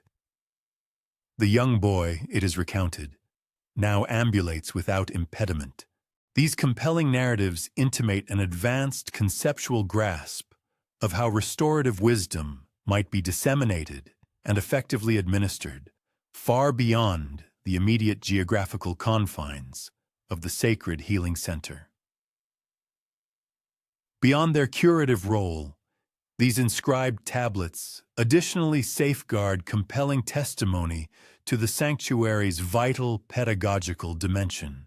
Numerous beneficiaries, filled with profound gratitude, meticulously documented not merely their personal recovery, but also the invaluable insights and techniques acquired, which subsequently enabled them to administer care to their domestic circle and communal associates. Katie, a respected midwife, notably assimilated advanced procedures for ameliorating complex parturitions within these precincts, knowledge that has since demonstrably preserved the lives of innumerable mothers and infants within her urban locale.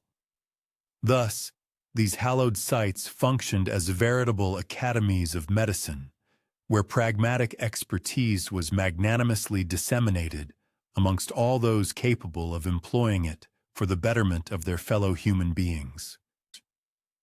While the relentless passage of seasons and the inexorable march of time have eroded the vast majority of these lapidary chronicles, we are nevertheless bequeathed with tantalizing vestiges that intimate myriad individual narratives.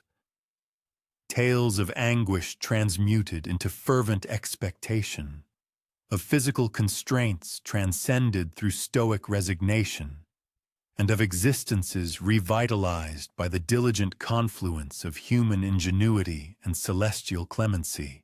These enduring inscriptions serve as a poignant memento that underlying every significant stride in medical science, are untold multitudes of intimate human sagas, recounting individuals who possessed the temerity to believe that their afflictions held significance and that their restoration was indeed within the realm of possibility. One can readily envision these venerable utterances reverberating through the corridors of time, bridging the chasm of millennia. They articulate not solely the spectacular therapeutic triumphs that seized public imagination, but equally the more subtle, incremental successes that rendered quotidian existence once more endurable. Perhaps the most profound form of recuperation documented within these enduring stone records is the very reawakening of optimism itself. The profound realization that even amidst the most profound depths of infirmity, the latent potential for profound metamorphosis perpetually endures. Our exploration, tracing the remarkable trajectory of Asclepius's mortal life and enduring heritage, now culminates at that enigmatic juncture where the terrestrial physician transcends his corporeal confines and assumes his rightful station amidst the celestial pantheon. Yet this profound apotheosis is not precipitated by martial conquest or ostentatious displays of power. Instead, it unfolds organically from a lifetime entirely consecrated to alleviating distress, one suffering individual after another, until the very demarcation separating the human from the divine gradually attenuates and ultimately vanishes within the unwavering constancy of benevolent ministration. One might readily conjure an image of Asclepius in his twilight years as a mere mortal, his once dark tresses now bleached to the pristine hue of temple marble, his venerable hands bearing the indelible marks of innumerable therapeutic interventions, yet retaining an unwavering firmness as they gently caress a patient's burning forehead. His gait, though now more measured and deliberate, does not diminish the exquisite tenderness of his touch, which persists with the same delicate grace as it did in his formative years. When the centaur Chiron first imparted to him the sacred art of dressing wounds within the sylvan solitude of their sanctuary, while grand edifices consecrated to his venerable appellation had proliferated throughout the Hellenic sphere, Asclepius himself consistently gravitated towards the unassuming endeavor of personalized healing, finding it far more resonant than the ornate rituals associated with deific veneration. The formidable renown that had steadily accrued around him over countless decades of dedicated ministration concurrently engendered both auspicious prospects and formidable impediments. Sovereign rulers implored his sagacious advice concerning virulent pestilences that menaced their realms. Affluent lineages proffered vast sums of wealth in exchange for his exclusive focus on their particular infirmities. Even esteemed medical practitioners journeyed immense distances, eager to assimilate his distinctive methodologies and unravel the intricacies of his therapeutic approaches.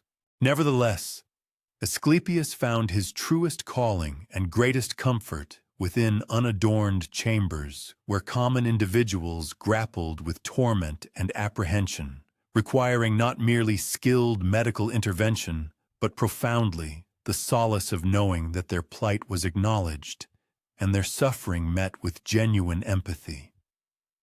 However, unparalleled triumph in the realm of healing invariably ushers in its own unique set of complexities. As Asclepius's extraordinary faculties expanded far beyond the scope of anything attainable through purely human medical practice, he began to draw the scrutiny of entities who regarded his endeavors with apprehension rather than approbation. The other Olympian deities, firmly ensconced within their established spheres of authority, felt an escalating disquiet towards a healer whose pervasive influence was cultivated through authentic benevolence rather than through instilling terror or demanding obeisance.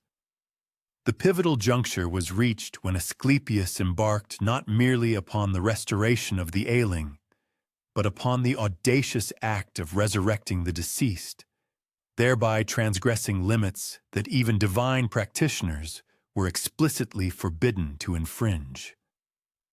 The inaugural instance centered upon a youthful matriarch who tragically succumbed during parturition, notwithstanding his most assiduous endeavors to preserve her.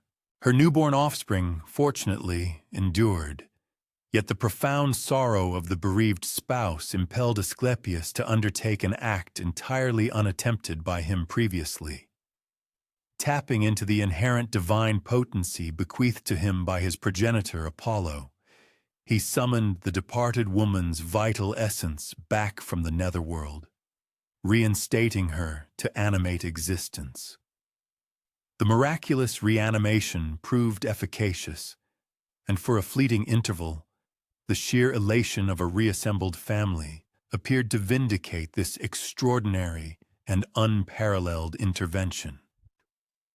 Nevertheless, such audacious transgressions against the established cosmic equilibrium could not possibly remain clandestine, and tidings of the astonishing marvel disseminated with remarkable celerity across the entire domain. Before long, distraught kinsfolk from every corner of Hellas converged upon Asclepius, bearing the lifeless forms of their beloved and beseeching him to enact comparable reanimations. Each successive plea confronted him with an excruciating dilemma. How could a physician, who had consecrated his entire existence to safeguarding vitality, conceivably decline to reinstate it when he demonstrably possessed the capacity to do so? Yet, Asclepius gradually commenced to apprehend that his acts of resurrection posed a grave peril to the intrinsic framework that sustained the harmonious operation of the cosmos. Should the ultimate cessation of life indeed become a mutable state, what then would befall the inherent rhythms that dictate the very fabric of existence? What consequence would there be for the profound sagacity, painstakingly accrued, that arises from the profound acceptance of one's own finite nature? Hades, the somber deity presiding over the subterranean realm, observed with mounting consternation as the consistent ingress of departed spirits into his dominion diminished to a mere dribble. The meticulously preserved equilibrium between vitality and demise, an equipoise absolutely indispensable to the universe itself, commenced to destabilize beneath the relentless influence of Asclepius's benevolent yet disruptive endeavors. Concurrently, other celestial beings discovered their respective spheres of governance being perturbed as mortals, whose time had legitimately expired, persisted in living, thereby altering the established paradigms of devotion, martial conflict, and biological inheritance that had underpinned divine sovereignty for countless millennia. Even Zeus himself, the supreme sovereign of Olympus, began to harbor apprehensions, stemming not from an envy of Asclepius's burgeoning potency, but rather from a profound comprehension that certain immutable limits were ordained, not to circumscribe benevolence, but to safeguard the overarching equilibrium within which such compassion could effectively manifest.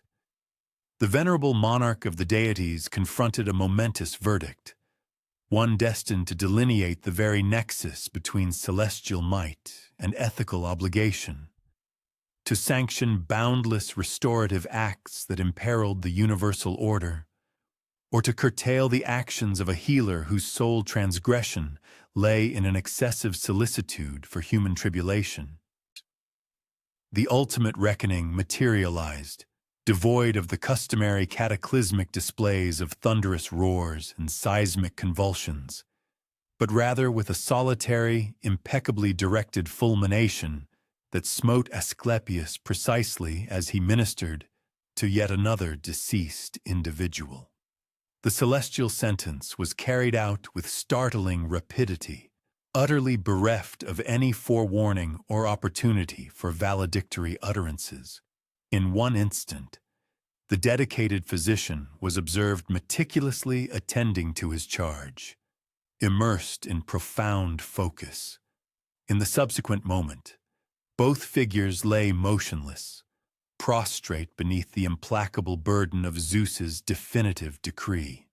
Yet rather than signifying the terminus of his narrative, this celestial punitive act inaugurated Asclepius's profound metamorphosis.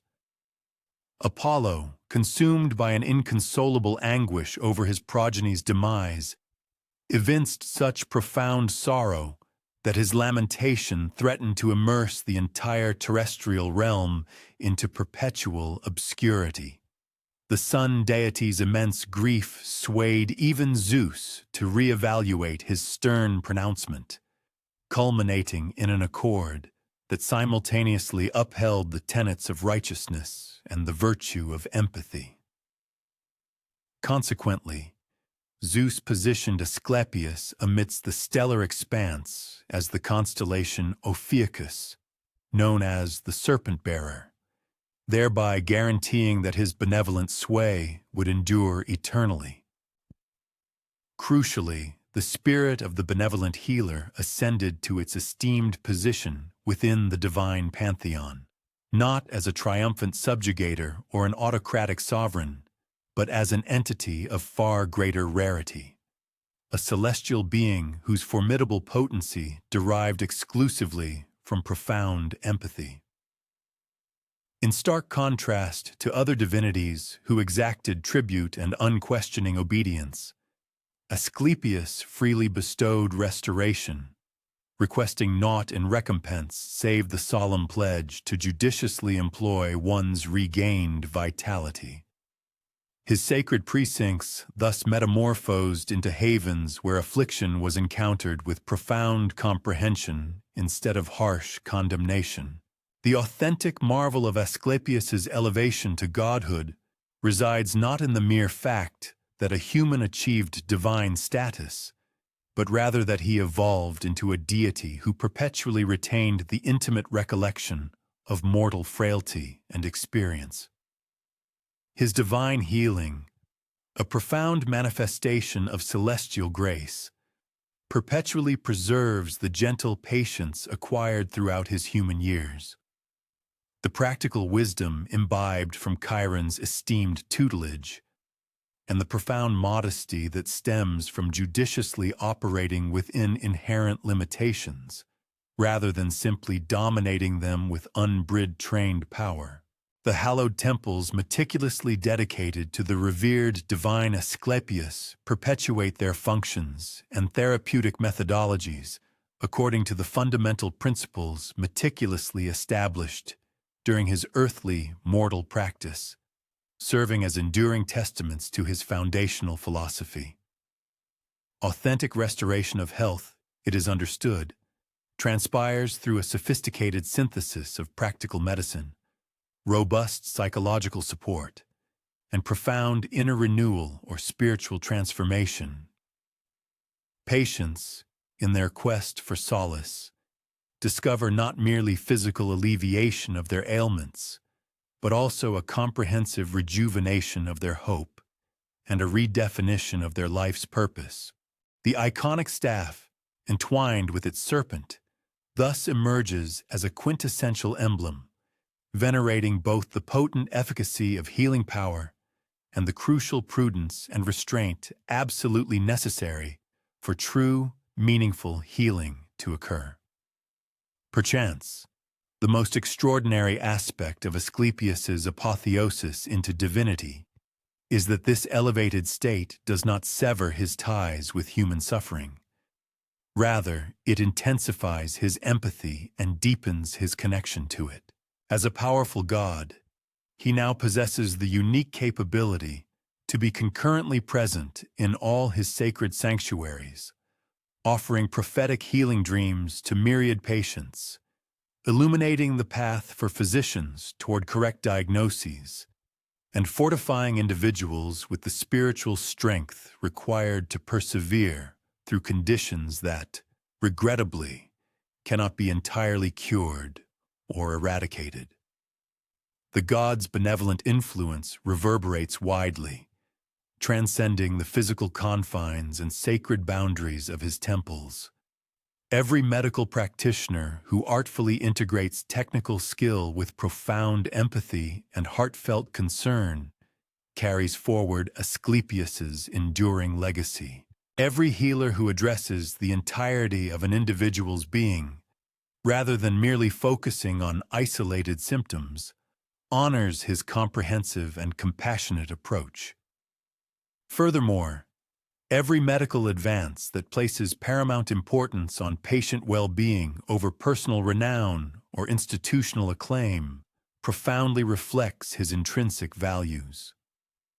Yet, Asclepius's most profound contribution to humanity may indeed be his powerful exemplification that divine power and moral responsibility are not antithetical concepts, but, in fact, intertwined forces and indispensable partners.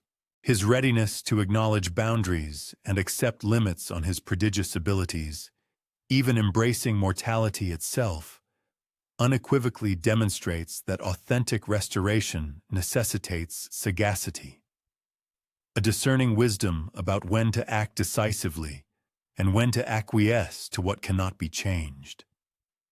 This profound understanding renders his power profoundly efficacious, not diminished, precisely because it functions in harmony with, rather than in opposition to, the natural order of existence. The serpent that gracefully entwines itself around his staff thus becomes a quintessential emblem for this harmonious methodology concerning healing power. Snakes, by their very nature, are perilous beings capable of inflicting lethal toxicity with their venom. However, that identical venom, when judiciously processed and carefully dispensed, can function as a therapeutic agent. This potent symbol serves as a poignant reminder that healing invariably involves engaging with energies that possess the capacity to both debilitate and ameliorate, thereby demanding both erudition and sagacity to apply safely and effectively. As the annals of time unfold, the veneration of Asclepius diffused across the entire Mediterranean world and extended far beyond its shores. Esteemed Roman emperors would seek counsel from his prophetic pronouncements. Burgeoning Christian communities meticulously incorporated his therapeutic modalities, and revered Islamic physicians diligently examined his methods.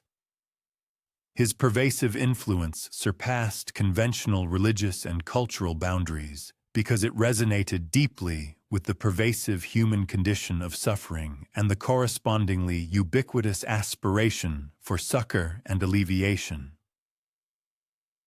Modern medicine, even in its advanced state, evinces palpable vestiges of Asclepian influence, ranging from the emblem of the caduceus, often utilized by various medical organizations, to the fundamental recognition that therapeutic processes encompass psychosocial determinants as well as solely corporeal treatments. The comprehensive methodology inaugurated within his ancient sanctuaries undergoes continuous refinement and progression in contemporary medical paradigms that steadfastly regard individuals as integrated entities, rather than mere aggregates of pathological manifestations. Nevertheless, perhaps the most indelible facet of Asclepius's legacy is the uncomplicated acknowledgement that healing constitutes a hallowed endeavor, not because it demands preternatural intercession, but because it represents the pinnacle of human skills deployment for the betterment of humankind. Each authentic therapeutic gesture, from life-saving surgery to kind words that comfort the dying, shares in the essence of the celestial empathy and divine compassion that Asclepius so profoundly personified during his existence. The subtle yet profound paradigm shift that Asclepius represents merits profound contemplation. In a historical epoch dominated by gods who exacted tribute and servility, he presented an alternative ethos, healing that revered both the inherent worth of humanity and the profound insight of the gods. His legacy endures not solely within the walls of hospitals and the curricula of medical schools, but in every moment when someone opts for empathy instead of apathy, when adept practitioners labor to alleviate distress, and when optimism endures against formidable adversities.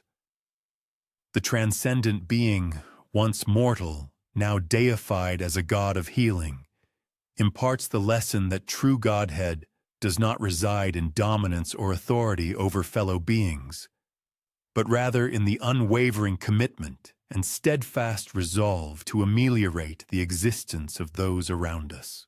His captivating story underscores the truth that the most profound metamorphoses often happen not through grandiose demonstrations, but through relentless endeavors of benevolence, executed with tenderness and grace, and informed by sagacity that acknowledges both the scope for alteration and the necessity of resignation.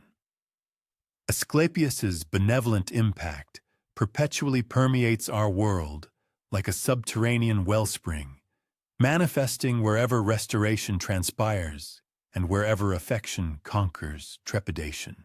In each medical practitioner's meticulous assessment, in each caregiver's compassionate caress, and in every moment when distress encounters empathy instead of condemnation, the God of healing persists in his sacred mission of transmuting anguish into optimism individually with unwavering focus, one patient at a time. This fundamental principle underscores a profound dedication to the provision of medical services, meticulously channeling efforts towards the singular individual rather than a generalized populace. It signifies a deliberate and careful methodology, where each person's distinct circumstances, intricate medical history, and emotional well-being are afforded paramount consideration within the therapeutic process. The essence of this operational philosophy resides in delivering customized interventions and fostering empathetic engagement, firmly recognizing that authentic recovery and effective treatment are cultivated through a highly personalized understanding of every case. This approach stands as a testament to the conviction that meaningful advancements in patient care are not achieved through sweeping generalizations or expedited, impersonal protocols, but rather through an unwavering, step-by-step commitment to every single individual who seeks medical assistance. Such a focused strategy ensures that comprehensive attention is consistently applied, thereby cultivating trust and ultimately paving the way for superior health outcomes for each recipient of care.